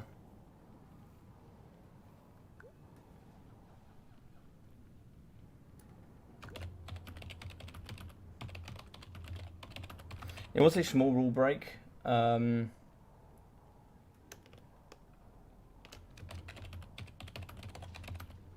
were fine. You're fine, Capt. So, sorry guys, we're just going to go through this and just very quickly say that it is the weapon, not the shield. So shield and non-shielded don't count as variants unless stated, which I don't think there are any examples. So for example, if you take Spearmen from the Empire, you can take 5 Spearmen. You can't take 5 Spearmen and then 3 Spearmen with shields. That's breaking the rules. But you can take Swordsmen. So you can take, for example, 4 Swordsmen and 4 Spearmen, because they're still state troop infantry, but they count.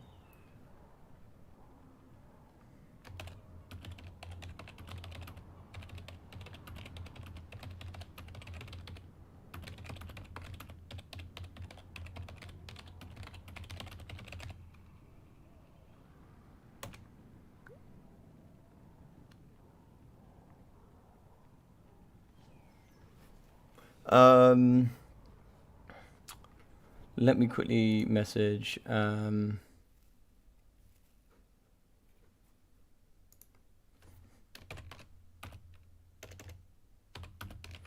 Don't really want to replay that one because it was a nice game. It was a nice game.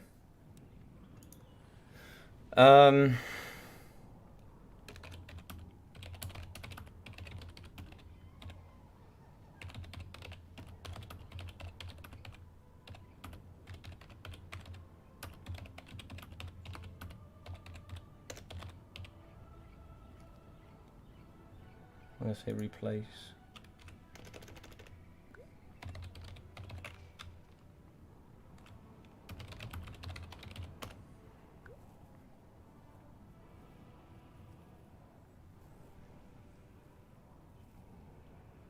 On such a small row, it would be replace those 2 units and replay same armies.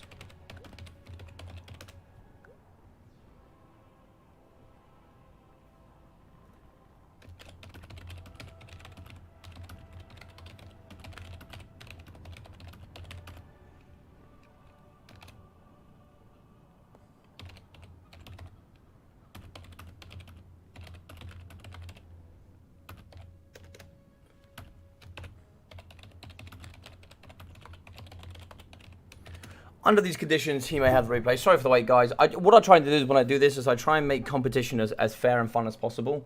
Awesome.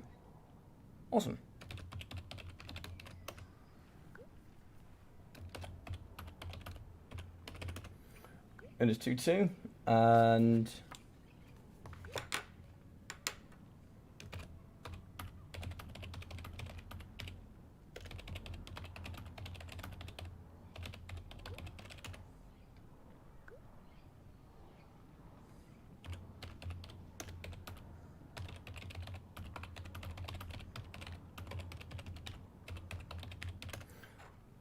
2.3k damage on the Cartha was bonkers. It was absolutely bonkers. I understand where Nehkbet's coming from, but I don't think the Gore Herds are very different. If you just trade them for Ungors are still going to do pretty well. And I think it was actually the casting damage that killed a lot of the Slayers, but there. I agree, rematch, I agree. I want to see some more boys, but yeah.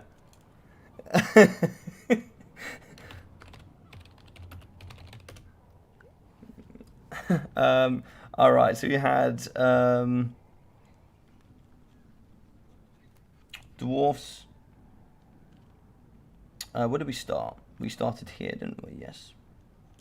Started here, so here. And then we went here. And here we had Beastmen. So it's Nehkbet. Yes, the map, sorry. Just dealing with also... Oh, I'm all over the place, aren't I? Nothing new there. Right, so Eschen is the map. Big Eschen. The Eschken.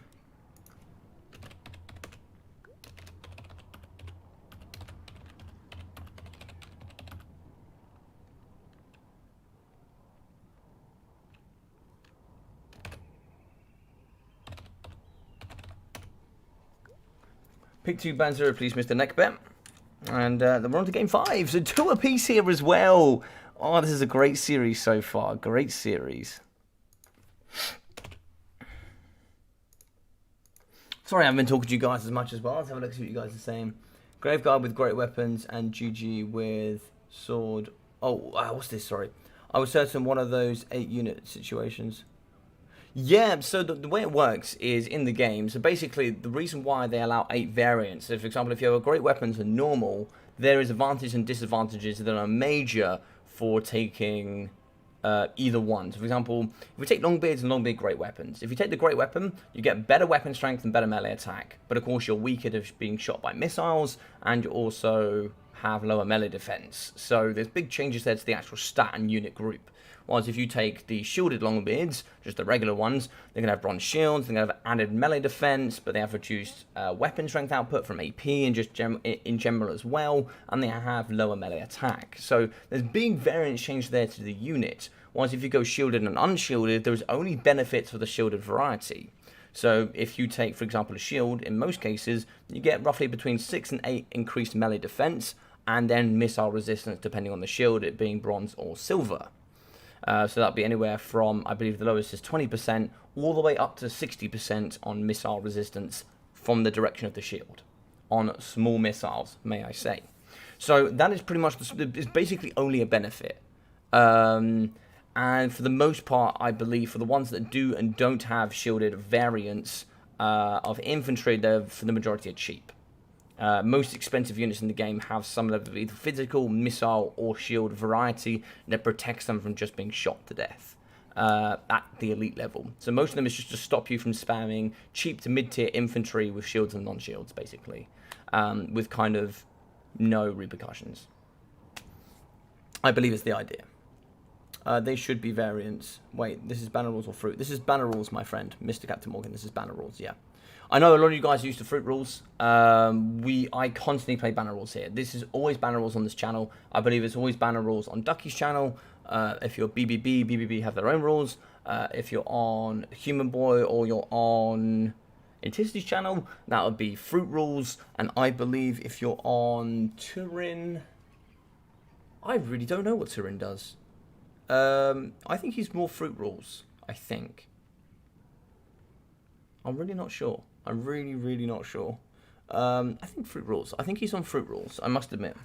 But we've been doing banner rules here for years on Ducky's stream and others as well that are, you know, pretty close in and around as well. So for us, it was just like, it's easier. We're used to the setup. Pick 1, ban 2 is pretty common.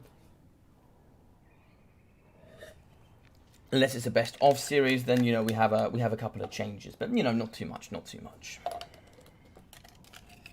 Right, well, that is 2 coffees down the pipeline, and that is me very happy. I'm awake, I'm alert, and I'm actually, apparently, doing okay. Gore herds without shields have higher melee attack.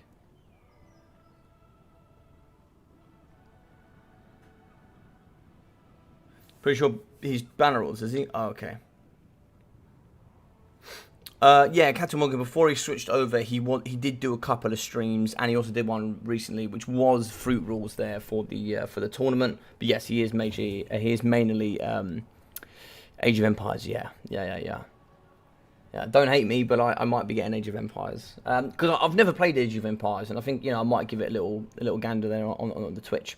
Speaking of Twitch, if you haven't already. There will be lots of content here coming forward. I actually have a lot of stuff, shortbid stuff as well. So anyone that's part of the shortbid league or wants to learn some more and do some stuff with that, there'll actually be some stuff coming on Twitch, which gives me more option to go through replays and all these kind of things. So let's have a little look here. So Wood Elves Greenskins. Looks like we're going to go Lizardmen, and it's going to be Wood Elves. So yes, very nice. So that's a nice pick there for Italia. Great counter there indeed. So let's have a look, see what you guys think. Who does it favour is the question.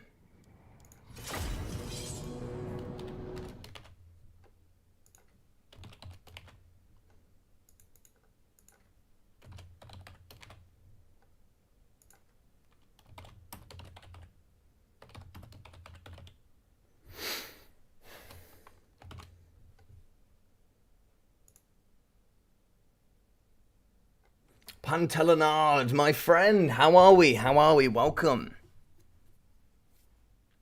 That is kind of correct and not correct, CJ. So Turin hasn't stopped permanently. He will be returning with live streams and videos as well. But what it will be on a day on, day off basis. So what I mean by that is that there will be one day where he does Warhammer, and the next day he doesn't, and then he's back onto Warhammer. So it'll be Warhammer, Age of Empires, Warhammer, Age of Empires, Warhammer, Age of Empires. And if you just look at the success of Turin and him here with Age of Empires, I'm super happy for the dude. He's doing excellently well. The views are up there for him, and he looks like he's having an absolute blast. So I can only be happy for the man, and I hope that success continues for him, because he's a great content creator, and it's nice to see him enjoying some lovely variety there between Age of Empires and Warhammer. So here we are going to see Wild Riders with shields here, Silver Shield, 40 armor, great stats as well here with the Frenzy. We are going to be having the Glade Rider Spears, so quite a few units of those, 94 speed as well, can really whip around the flanks and shut down all those key targets. Dryads in the front, susceptible to blasting charges, but can certainly do well otherwise. Triton here in the back as well for the choice. We are going to have the Penumbral Pendulum alongside the Arouse the Wrath and the Triple Fanatical Resolve. In the front, we are going to be having the Eternal Guards with shields, and for me, it is always worth paying for the shields. The reason being, you get an added 6 melee defense and a silver shield. So for the 50 gold you spend, 100% it's worth the investment. Glade Guard in the front here, quite a few units of Glade Guard indeed, quite a lot. Starfire Shafts as well, just make sure there is 8. 1, 2, 3, 4, 5, 6, 7 units, that's fine. Good stuff. I like this build here coming in from PE. So from the DBD side of things, 4 units of the Chameleon Stalkers in the front. They do not count as range, and they do not count as 360 here in the rules. Oxyotl as well, with the Master Predator ability. The Master Skink himself will be coming through and doing all the bad stuff he normally does. On the flanks here, we are going to have 2 units of the Cold One Spear Riders, just in case there's a bucket load of cav coming. Spear Riders is probably the best cavalry here for those men, for sure. Skink cohorts mixing in with Saurus Warriors, Saurus Spears as well as the cohorts of Sotek. Skink Priest of Beasts here on the floor with just the transformation of Gadon, mixing in with more Saurus Warriors. Javelins in the back as well to really bolster that range front line.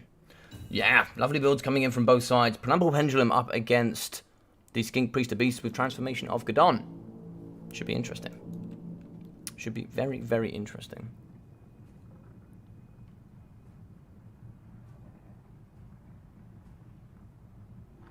And everyone give a big hello to Fernanta. I call you Fernanta. Fanta Lemonade in the chat. The man, the myth, the legend. Can I give you a nickname on here? I wonder.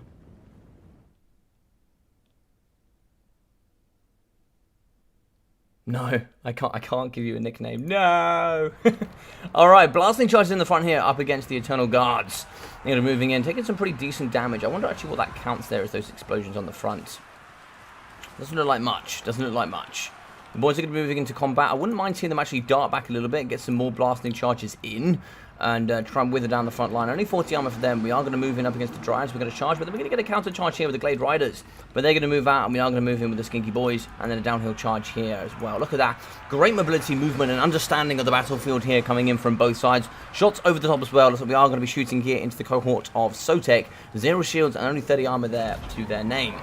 Transformation of Gadon going down here for the Ferromanticore in the back. Haven't seen the Penumbral Pendulum here just yet. Sword of Spears should be able to push through. We've got a couple of pockets here. We only will engage one and get the other one round the side. We do actually have the Skink cohorts getting chased by Dryads. Javelin should be able to come nice here, and then maybe get a nice little shot over the top here on top of the Glade Guard Starfire Shafts. Over here as well, a bunch of cavalry here going to be mixing in. We are going to break the Glade Riders. Looks like the Dryads in the middle are having a bit of a tough time of it as well. Now, Wild Riders are very good on the charge. 62, maybe up to 68 charge bonus here.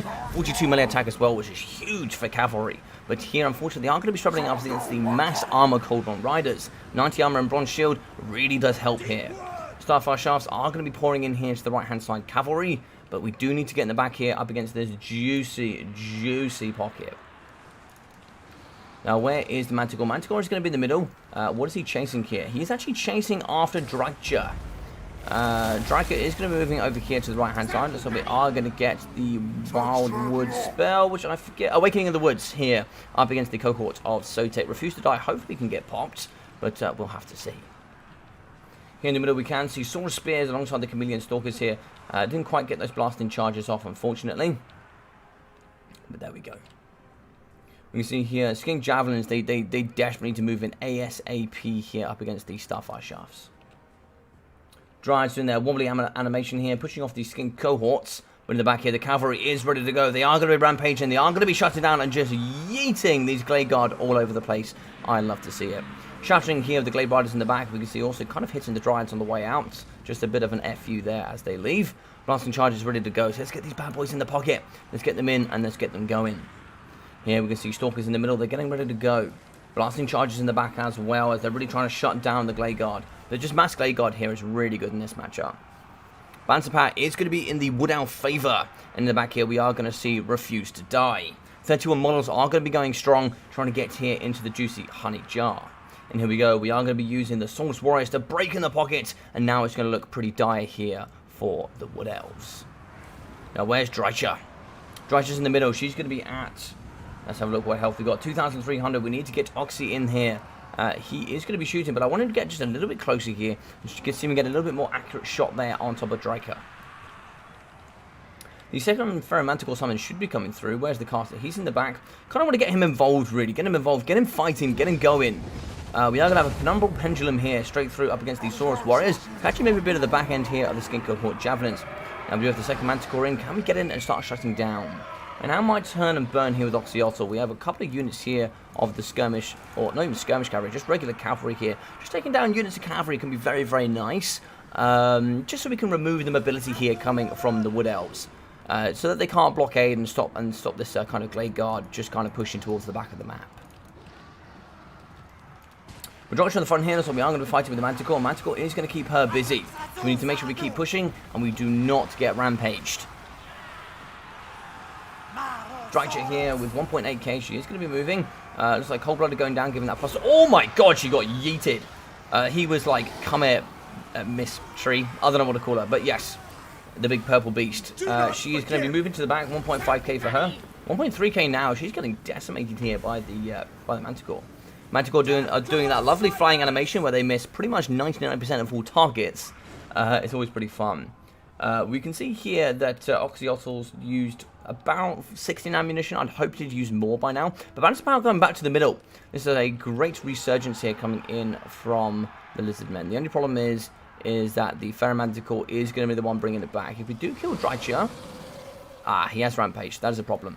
But now she's going to be down to 861 HP.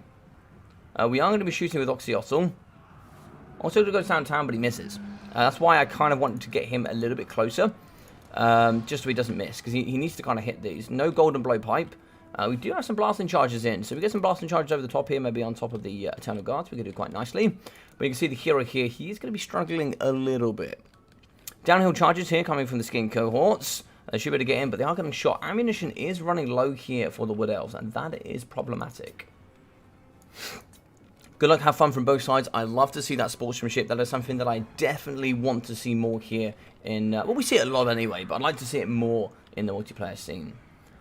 So the units are moving forward. We did actually break the Skink Beast, but the Skink Priest of Priest of Beasts is unfortunately going to have not too much more to do with any magic. He has no magic left, so what can we do with him? I don't know. Can we win this? I don't think so as the Lizardmen. I think we don't have anything left. We have a unit in the back here of the Stalkers, still ammunition left, Skin Cohorts as well.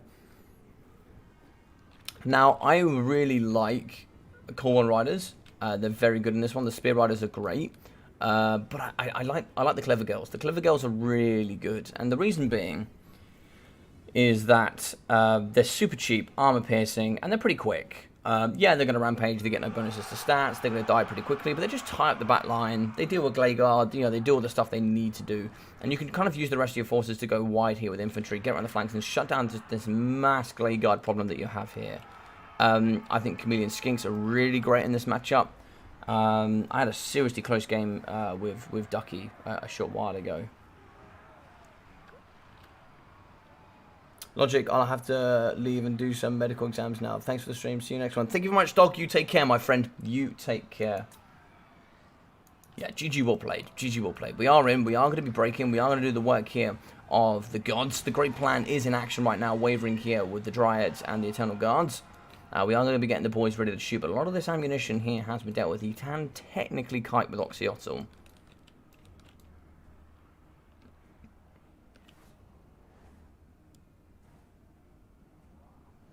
I believe with Oxyotl, because his main form of attack is range, I think he can kite, I think.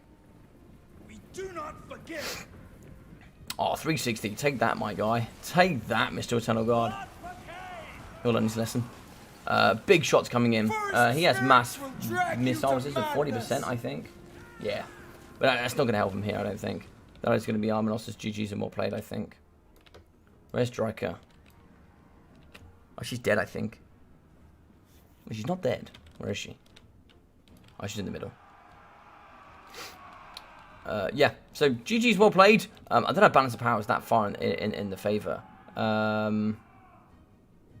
Yeah, that should be Arminos's.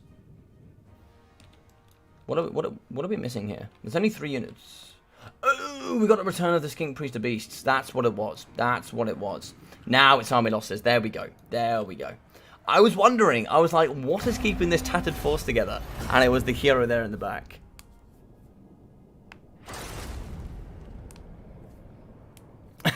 Yes, exactly, Zypher. You missed Muckluck. That's what you missed. Broken like Taurox, so I love her. Amazing. GG's indeed. GG's indeed. I kind of like the clever girls. So when I mean the clever girls, I mean the feral. Ooh. They're not cold ones, though, are they? They're feral. Oh my god, what's the feral cavalry called? You know what I'm talking about, the 450 gold cost cavalry. I bring, you know, 4 of those pretty commonly. And then I kind of bring double of the Basilodon solar engines. I think Basilodon solar engines are really good in this matchup. The delete cavalry, etc. Yeah, I just did very good. Yeah, that's probably what I would have done. Forest Warriors without shields. I like it, but it's bold. Skin cohorts, I just don't think... I mean, they're fast. They can whip around the flanks and they can shut down range. But apart from that, I don't know what they really have to offer. But yeah, I mean, I maybe would have changed this build up a little bit myself, but I really like it. I really like it. I can see what it's tried to do. And it nearly worked. It nearly worked. 880 there from Oxyotl, with 56 there for the Skink Priest, 311 and 160 there for the Skink Cohort. 520, 480, 350 and 400 there for Chameleon Stalkers. 307 and 650 for the Saurus Warriors. 127 for the Saurus Spears, with 480 there for the cohort of Sotek. We got 311, 480 and 725 for the Javelins. That's why I'm going 4 or 5 Javelins in this matchup. It's really not a bad idea. They can, you know, they can get those Javelins in and they just do some tremendous damage. And then they're just as good as just your normal Skink cohorts, but those Javelins could just, you know, rack up 200-300 value in just 2 volleys. 410, 800 and 650 for the Common Spear Riders. And the reason I don't invest too much into Lisman Cavalry is A, it's not their forte. The cavalry is just not great. It's okay, but it's not great. I wouldn't want to. You're always gonna up trade. You're always gonna down trade against Wood Elves. The cavalry is just so much better. It's faster. It's stronger. Yeah. It's far much more cost efficient. 604 there for Drycha, 250, 650, 330, and 700 for the Eternal Guards with 420. 340, 650, and 340 for the Dryads. Looks like here 770, 570, 525, 670, 700, 780, and 722 for the Glade Guard Starfire Shafts. 150, 388, and 300 there for the Glade Guard Spears, with only 980 there for the Wild Riders with Shields. I believe they come in at about 1100. But yeah, nice mixture here coming in from... And great utilization here of the range and just blockading, moving back. Yeah, it's been some good stuff. GG's, well played. So we are going to be here with map... Oh, Schwasterhafen, and then Karek Asgal as the final map. So let's move him.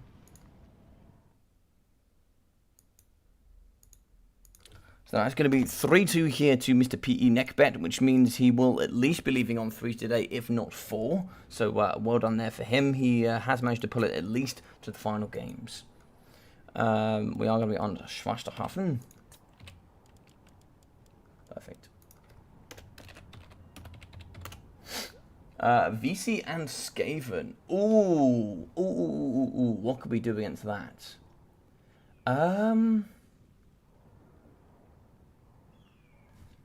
So that last game was Lisbon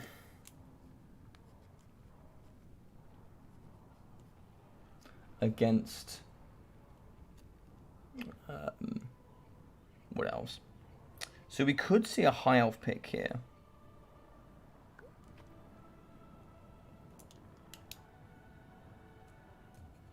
Do I start?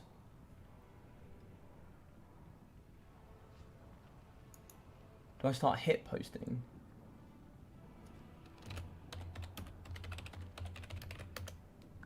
I don't know what hit posting means. Yeah.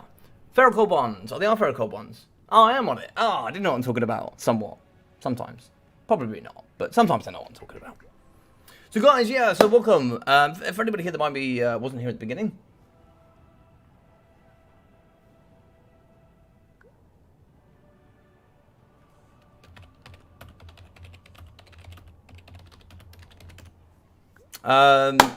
If you are new here, and maybe you haven't seen all this before, welcome. My name's Logic. I cast a bunch of stuff here in the multiplayer scene on YouTube. Pretty much my entire stuff is kind of like news, releases, and multiplayer here for the Warhammer 2 for the game. I'll be looking to do some more in Warhammer 3 as well. So if you guys are enjoying all the stuff that I post, do feel free to subscribe. It really, really does help. We're very close to 900, and my goal is to get to 1,000, of course. So become a partnership here with YouTube, and maybe try and get a little bit of financial stability out of maybe just kind of see where I can take it, maybe see where I can go here with Warhammer, if that's the case. But yeah, a subscription from you guys and a like on the live stream, it goes a long way. It really does go a long way. So if you do, thank you very much, and if you don't, there's no problem as well. There's no pressure for these kind of things. You guys just watching it is more than enough, so thank you very much for that.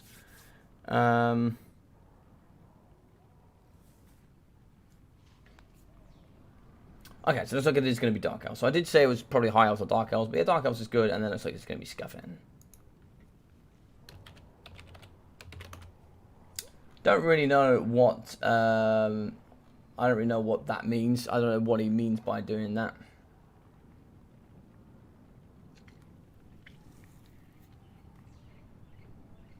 I don't really know what that means, but there we go. So, it looks like here, a lot of people say it favours the Lisbon. Okay, Lisbon to even. Okay.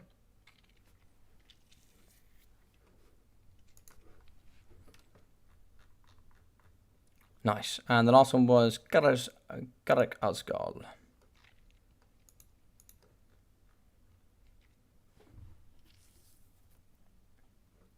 Okie dokie. Alright, so General...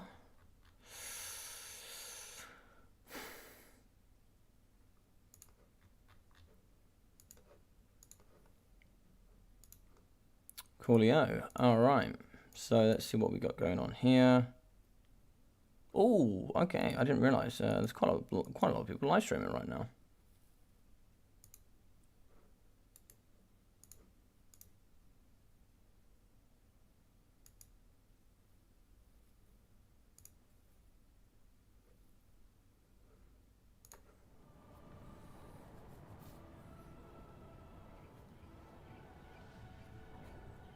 Alright, so we're now going to be having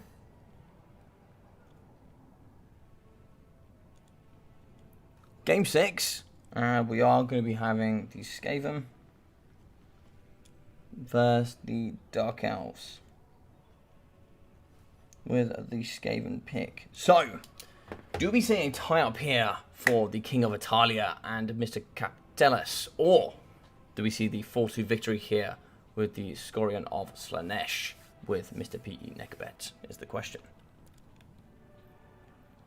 I like this matchup, very nice. Yeah, it's a good matchup. Is it 50-50? I'll let you decide. I'll let you decide.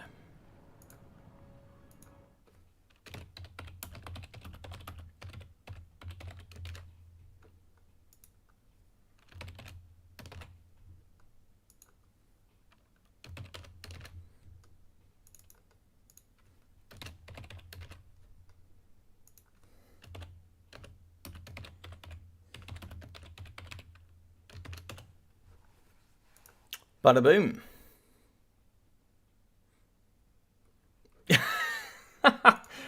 Behave, Cypher, behave. Mr. Fanta Lemonade, if he enjoys the matchup, he enjoys the matchup. And he's not just any Fanta Lemonade, he is King Fanta Lemonade, I'll have you know. He's a king here. If he goes Eshin, it's also weird. I love that, Cats Morgan. I've never seen anyone going with the Eshin build as much as you do. You go in and you just bring so much Eshin. So much Eshin. Yeah, I think there are multiple ways you can play this, but I generally think the Dark Elves can do better than I'm not going to say too much. I'm going to let you guys vote, but I generally think I know who I feel like this favors.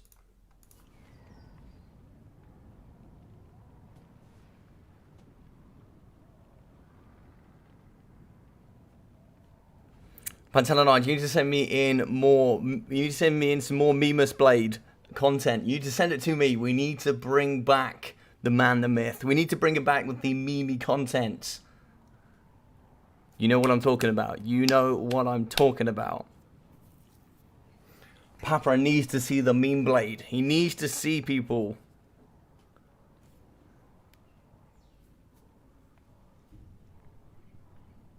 Alright, if you win Fanta Lemonade, you will become King Fanta Lemonade in the Discord. You'll have your own title and everything. You'll have your own act as well. And you can pick a colour, whatever colour you like.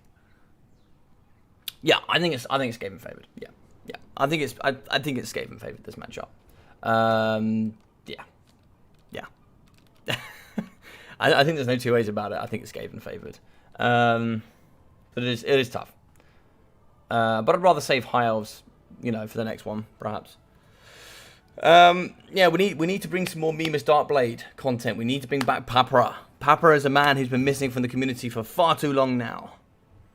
He's the king of Fanta Lemonade, Zypher. How do you not know this?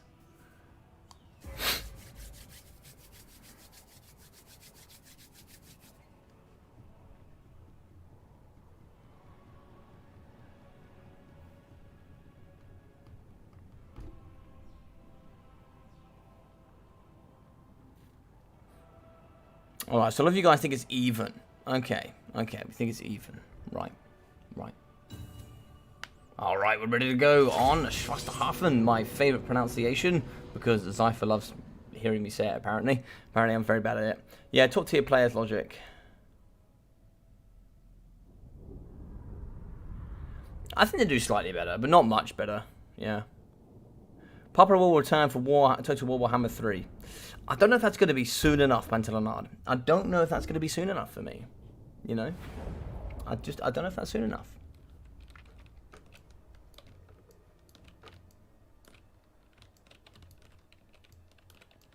How are you two going to be dominating the ODM scene with Zypher if you guys just, you know, you're not there? It's, you know, it's just you two carrying the throne. You know, how can you do it? You need the trimester.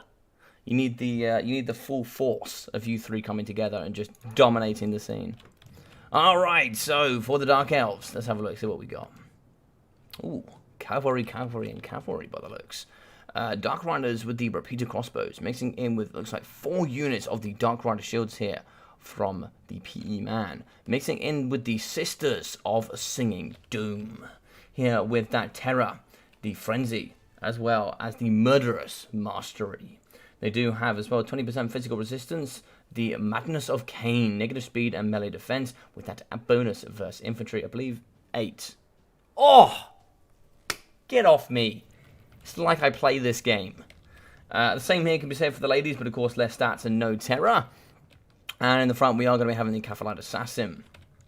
I generally think double Cathalite Assassin with Marathi alongside double Manticore is always a great set. We are going to see the Wand of Carandon, Soul Stealer, the Heartrender and the Dark Sword, Enchanting Beauty, the Greater Arcane Conduit, but we're not going to be seeing Life Leeching. I think Life Leeching really rounds her out and makes her the most optimal you can be. I really do. Dark Riders double there, of course, and we are going to have some spears mixing in with the Unhappy Swords. Yeah. Alright, pretty good army. Oh, and double Bolt Throwers. Ripper Bolt Throwers, I think, might be a mistake, but we will see. Yep. Yep, it's a mistake. Alright, Skaven Slave Spears here. Looks like 4 units of those. We are going to mix in with the Poisonman Globadiers. Double Walked Up Giselles. Oh no, so just 1 unit with more Globadiers. Clan Rats here, mixing with more Clan Rats with the double Assassins in the middle. Double Assassins actually lose up a double Cavalite Assassins, I believe. Here we'll have the Concealment Bombs, Assassin's Trophy, Rival Hide. Rival Hide, Assassin's Trophy, and of course the Concealment Bombs. The Council Guard, Storm Vermin here in the middle for the Guardian Unbreakable status as well. Mixing in with the Pit Fighters of Hell's Deep. Here with the Berserk Mechanic, just going to go an absolutely wail in the face of those miserable elves. Spears in the back here from the Clan Rats, and for the Lord Choice, we are going to have the Gracier Plague. Gracier Plague here in the front, we'll be having the Arcane Conduit, the Wartstone Scroll, Vermintide, the Dreaded 13th Spell, the Unholy Clamour, Scorch, and the Plague Rash with the Potence of the Venomous Doom, and also the Wall of Unholy Sound. Giving that +5 melee attack and 4 leadership, which is so vital for the Skaven, especially in a 55-meter radius. What more could you want? Right, so these cannons have to shoot the Reaper Bolt Throwers. Has to be done. Screw off the rest of the cavalry. We do not care. So bolts downtown. What are we seeing here? We are going to hit one. It is going to survive. Just. They are pretty cool units. Look at these. Look at these things. They are flipping cool. They are cool. You lose range and like damage output, but they are cool. So they're just better. You know what I mean? Oh my god, it's still surviving. I'm very shocked. Warlocks kind of need to get forward and see if they can get into the range here of the Reaper Bolt Throwers. There is actually going to be a summon of the Storm Vermin Halberds there on the right one. If we keep shooting on the left one, we should be able to deal with them quite nicely. That should be down to 2 now. It's still 3. Sister Singer do at the back. Just make sure they don't get shot. But here on the side, we are going to be charging in Dark Riders. 100 armor there for the Poison Wing Globes. So they are going to negate a lot of damage incoming. But we certainly want to be getting our Raticos forward. We do not want the punishment that is coming forward. This flank here has been negated pretty heavily. Marathi here with the Wartstone Scroll. There's going to be a reduction on speed. And here the Natty Bobo Sharpshooters are going to rip them a new one. Oh, and the cannon as well. No, Marathi.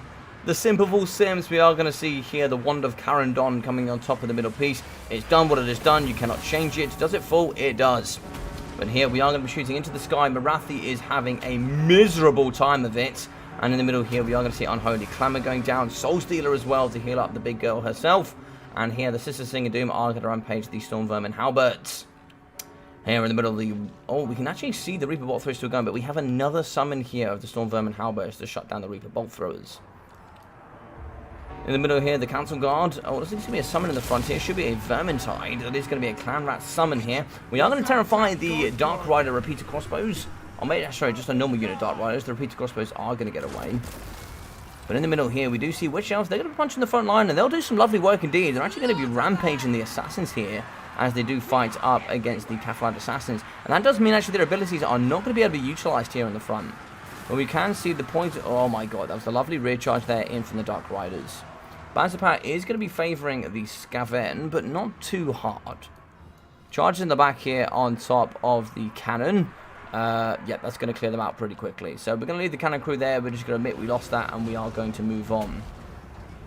Gracier Plague is having a bit of trouble here, but can he get forward is the question. Oh, those attack animations make it so difficult to shoot and just pin him in place. Oh, this could be nice. Look at that. Lovely stuff. That's just going to rip through all of the Witch Elves and the Bleak Swords. So we are going to be wandering over Marathi, giving all those debuffs. She's actually going to chase off one of the Assassins. And what do we have left? Do we have any of the Natty Bobos? I know they're not Natty Bobos, but I like Natty Bobos. They're cool. Looks like there isn't. It's just going to be the Council Guard. We do need a summon in the back here to shut down the Reaper Bolt Throwers. I don't know if we're going to get the opportunity. Oh, we do have them. We do have the Warlock Giselles. Oh, nice. So we're going to be shooting here up against Marathi. Could we get the Dread Spears in for a bit of pressure, maybe? Oh, they're actually going to break. I don't know why they broke there. If we can get the Unholy Clamour, we could return those. But yeah. Couple of missions there in the back coming in from the Poison Wing Globes. It looks like here we are going to break the Gracier Plague. Catholic Assassin is in pursuit. Looks like 100. Oh, and there we go. He falls. One big bolt to the face, and he has been dealt with. Banserpat is even. We do have an unbreakable unit of the Council Guards for Vermin. Oh, luckily that pretty much... That was as good as missed was going to get there on a full unit like that. We are actually going to move in with the Clanrat Spears. They're going to catch the backside there of the Dark Rider Repeater Crossbows as we move in with the Pit Fighters of Hell's Deep. Oh no, just Rat Ogres, sorry. And with the Pit Fighters. Pit Fighters are in the middle. Pit Fighters can actually put some hurting here on the Catapult Assassin. He has been surrounded, and he is going to get dumpstered here. He's going to get well and truly bent over here by the Rat Ogres. They're going to be going through their, I think it's their Berserk stages, and do quite nicely here. In the middle, we can see, yeah, you can look at all those debuffs. Clan Rat's going down to 0 melee attack. We're sure they'll just roll on the lowest percentage of 8% hit chance. As we can see, Pit Fighters will also struggle with Marathi close by. That is going to be... Oh, the overcast actually is just... There is actually a 100% overcast chance when you use Soul Stealer. Right Ogres are moving in. Could we get the Right Ogres to protect the poison winds, though, is the question. Protecting them could be really nice, because then they can come back and they do some lovely work here in the end stage. We are actually going to run out of ammunition. 21 kills here for the Reaper Bolt Throwers. We do actually have Witch Elves and the Sisters of Singing Doom for the late game. We actually shoot the bolt into the Catapult Assassin. He takes that straight to the face. Can we get these bad boys in here? Yeah, I think we should. No reason not to. He's now going to run away. It looks like the Nehkbet was switched on to that scenario. Lots of ammunition here for the Dark Rider Repeater Crossbows here in the back. Rat Ogres are in. Rat Ogres have actually pinned in Marathi. This is not good. This is not good. She gets away, and then she's going to be bolts to the face here from the Repeater Bolt Throwers. Sorry, the Repeater Crossbows. I think for the Skaven this is done. I don't know if there is any way back into this. If they kill Marathi, maybe. Oh, Assassin's Trophy going down. That is so huge. Can we catch her, though, is the question. Warzone Scroll? Oh, no, we lost our Lord. Yeah. Oh, no. I don't know. Yeah, she got away. Damn. Damn. Oh, nice try, though. Nice try.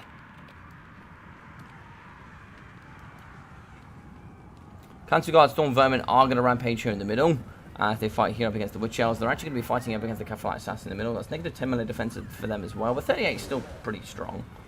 Assassin is moving in. Can we get a rival high talisman here? No, we just used it actually. I wouldn't mind getting him fighting up against the Assassin. Shots coming over the top. The Assassin needs to get involved, I think.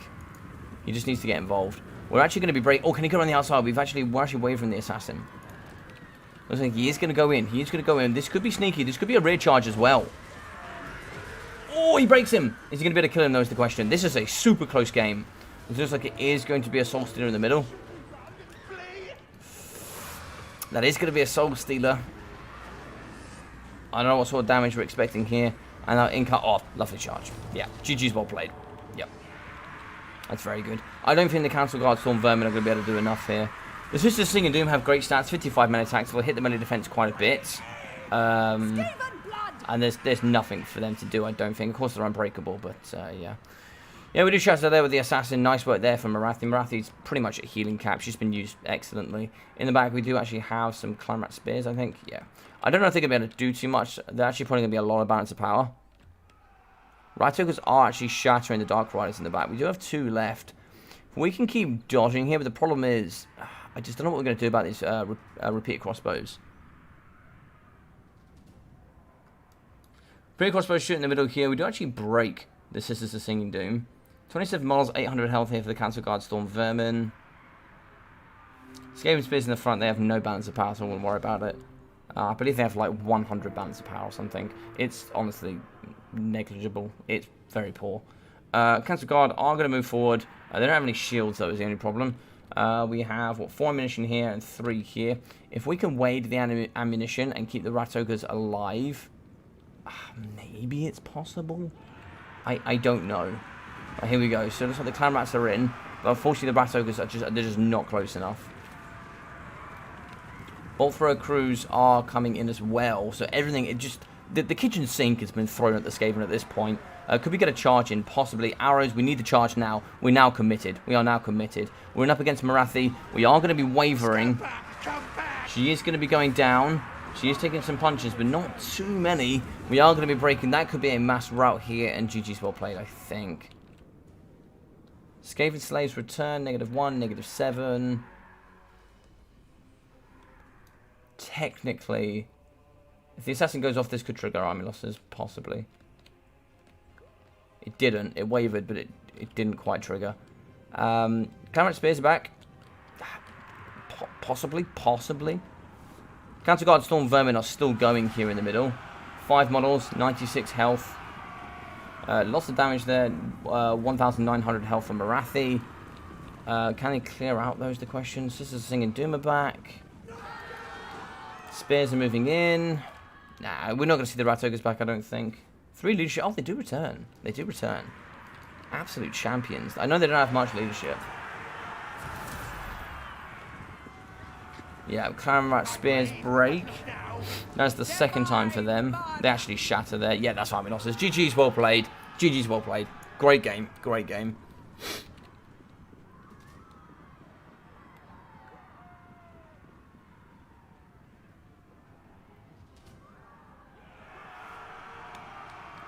I miss what you guys are saying, but yes, well played. For me too, I miss him.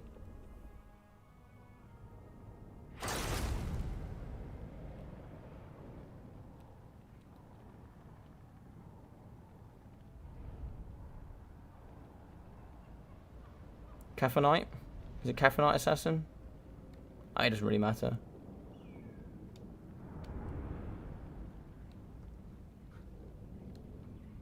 Yeah, the Nazi Bobos. After the Bobo Meister. Right, so 550 there for the Great Seer Plague, with 420 and 240 there for the Assassins. 380, 170, with 77 and 72 there for the Skaven Spears. 620 and 200 there for the Clan Rats. 277 for the Spears with 190. And only 711 there for the Council Guard. That's a bit of a shame. 74 and 1,000 for the Poison Wing Globes, with 1,350 for the Warlock Giselles, 1,100, 700, 680 for the Pit Fighters, and 600 there for the Ikit Claws, Zap Zap, Water Lightning Cannons. 1,400, 108 kills from Marathi, with 1,200 there for the Caphanite Assassin. With 460, 200, 320, and 180 there for the Bleak Swords. Druid Spinners at 170 and 330, with 380 for the Witch Elves and 550 for the Sisters of Singing Doom. 207, 340, and 380, with 800 for the Dark Riders. 1,100, 1,200 for the Repeater Crossbows, with 1 and then 1.3k for the second unit. Yes, GG.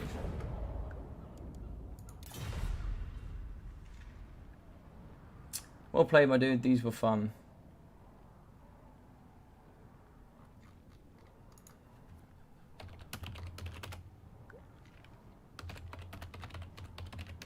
No problem. Thank you very much for playing, guys. Thank you very much to Mr. DBD CaptTelus and Mr. PE Nehkbet for playing today. I really appreciate these guys coming on the channel at such late notice. I asked 4 people today if they would like to play. 2 of them got back to me almost immediately, so I was like, cool, we'll go with those.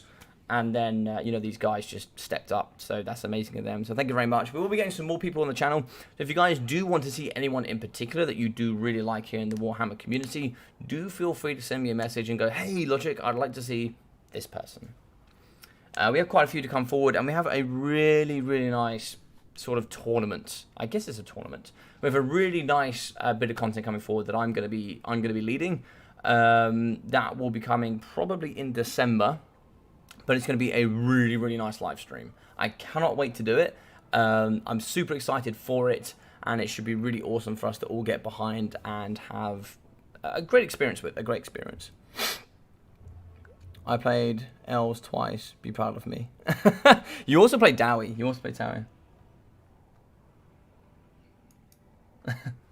See you, dude.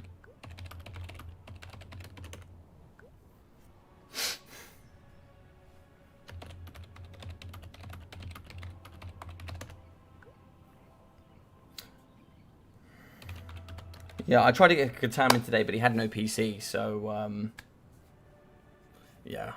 Hopefully soon we'll get him in. Very proud. Yeah, GG's well played to both of you guys. Thank you very much for coming on the channel. I hope everybody enjoyed this. If you did, please smash that like button. It really helps. And, of course, subscribe. Yeah, subscriptions help a lot. Really, really do help a lot. If we do ever happen to hit up to 900, which we're on 897 at the moment, we will be doing a very nice stream. We've got that stream to come forward, and then a really nice stream probably in the middle of December. Yeah, we should be really good.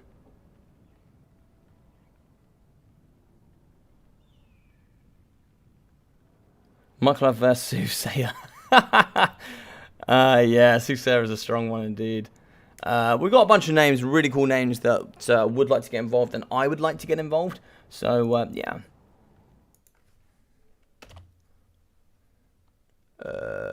Did we crash? No, we didn't. No, we didn't. Cool.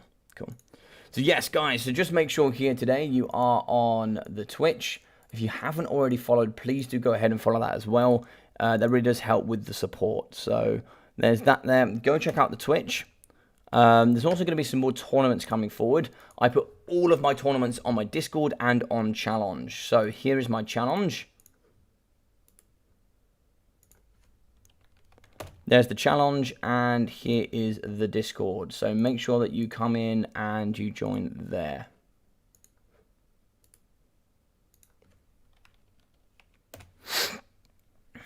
Bunnies is human scum, but he'd also be good for one of these. Yeah, I was thinking about getting maybe Bunnies and Catan against each other. I think that would be a nice series. Bunnies against Catan. I don't know if that would be too much, but I think we could definitely give that a go. The abuse would be unreal, but I think it would be really cool.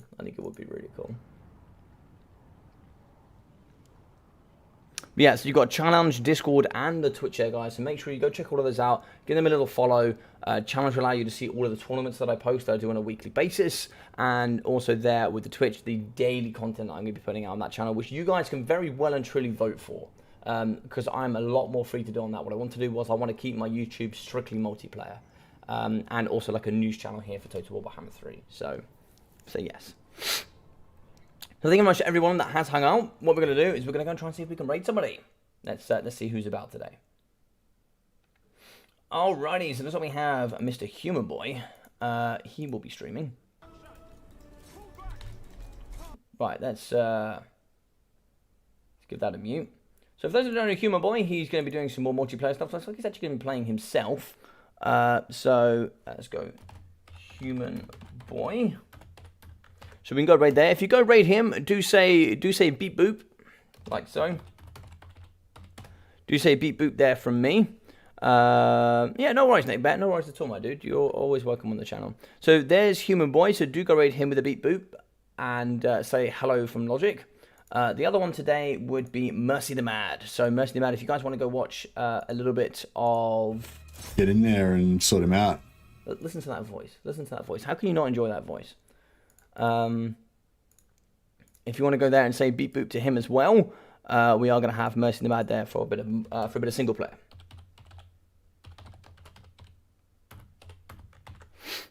So do go say beep boop and say hello to Mercy from Logic. So yeah, so you've got multiplayer stream from Human Boy, multiplayer single player stream there from Mercy, and you know, just in case you guys have never heard of this man, which you know I'm probably sure you have, we do actually have the infamous Torino. He's going to be streaming some Age of Empires, so let's get on with him. So he's going to be doing Age of Empires as well. So do go feel free to check him out. So there we go. So you got three there. You got single player, multiplayer from Warhammer, and then Turin is going to be doing some Age of Empires 4. So go give all of them a beep boop and hello from Logic, and then you guys will be able to just go hang out with them. So there we go. Thank you very much, guys, for watching today. I really appreciate all the love. Maybe Absol or Zypher, if they want to get involved. Yeah, Zombie Quest as well would be cool. He is a great player, but unknown. Yeah, if you want to do like Absol against Zombie Quest, that'd be a cool series, I'm sure.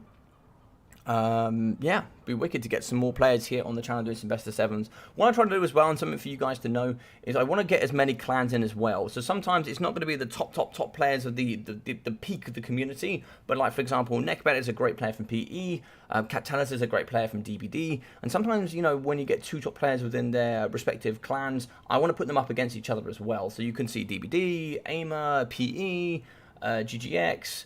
You know, some of these guys, you know, for example, the 4 that made the semis, for the Clan Cup, you know, was like RTK, ODM, VM, and XMT. People all know those. So, you know, we are going to get those guys involved as well. But of course, I want to get as many clans in and around and as much exposure for everyone as possible. So that's kind of my goal, as it were.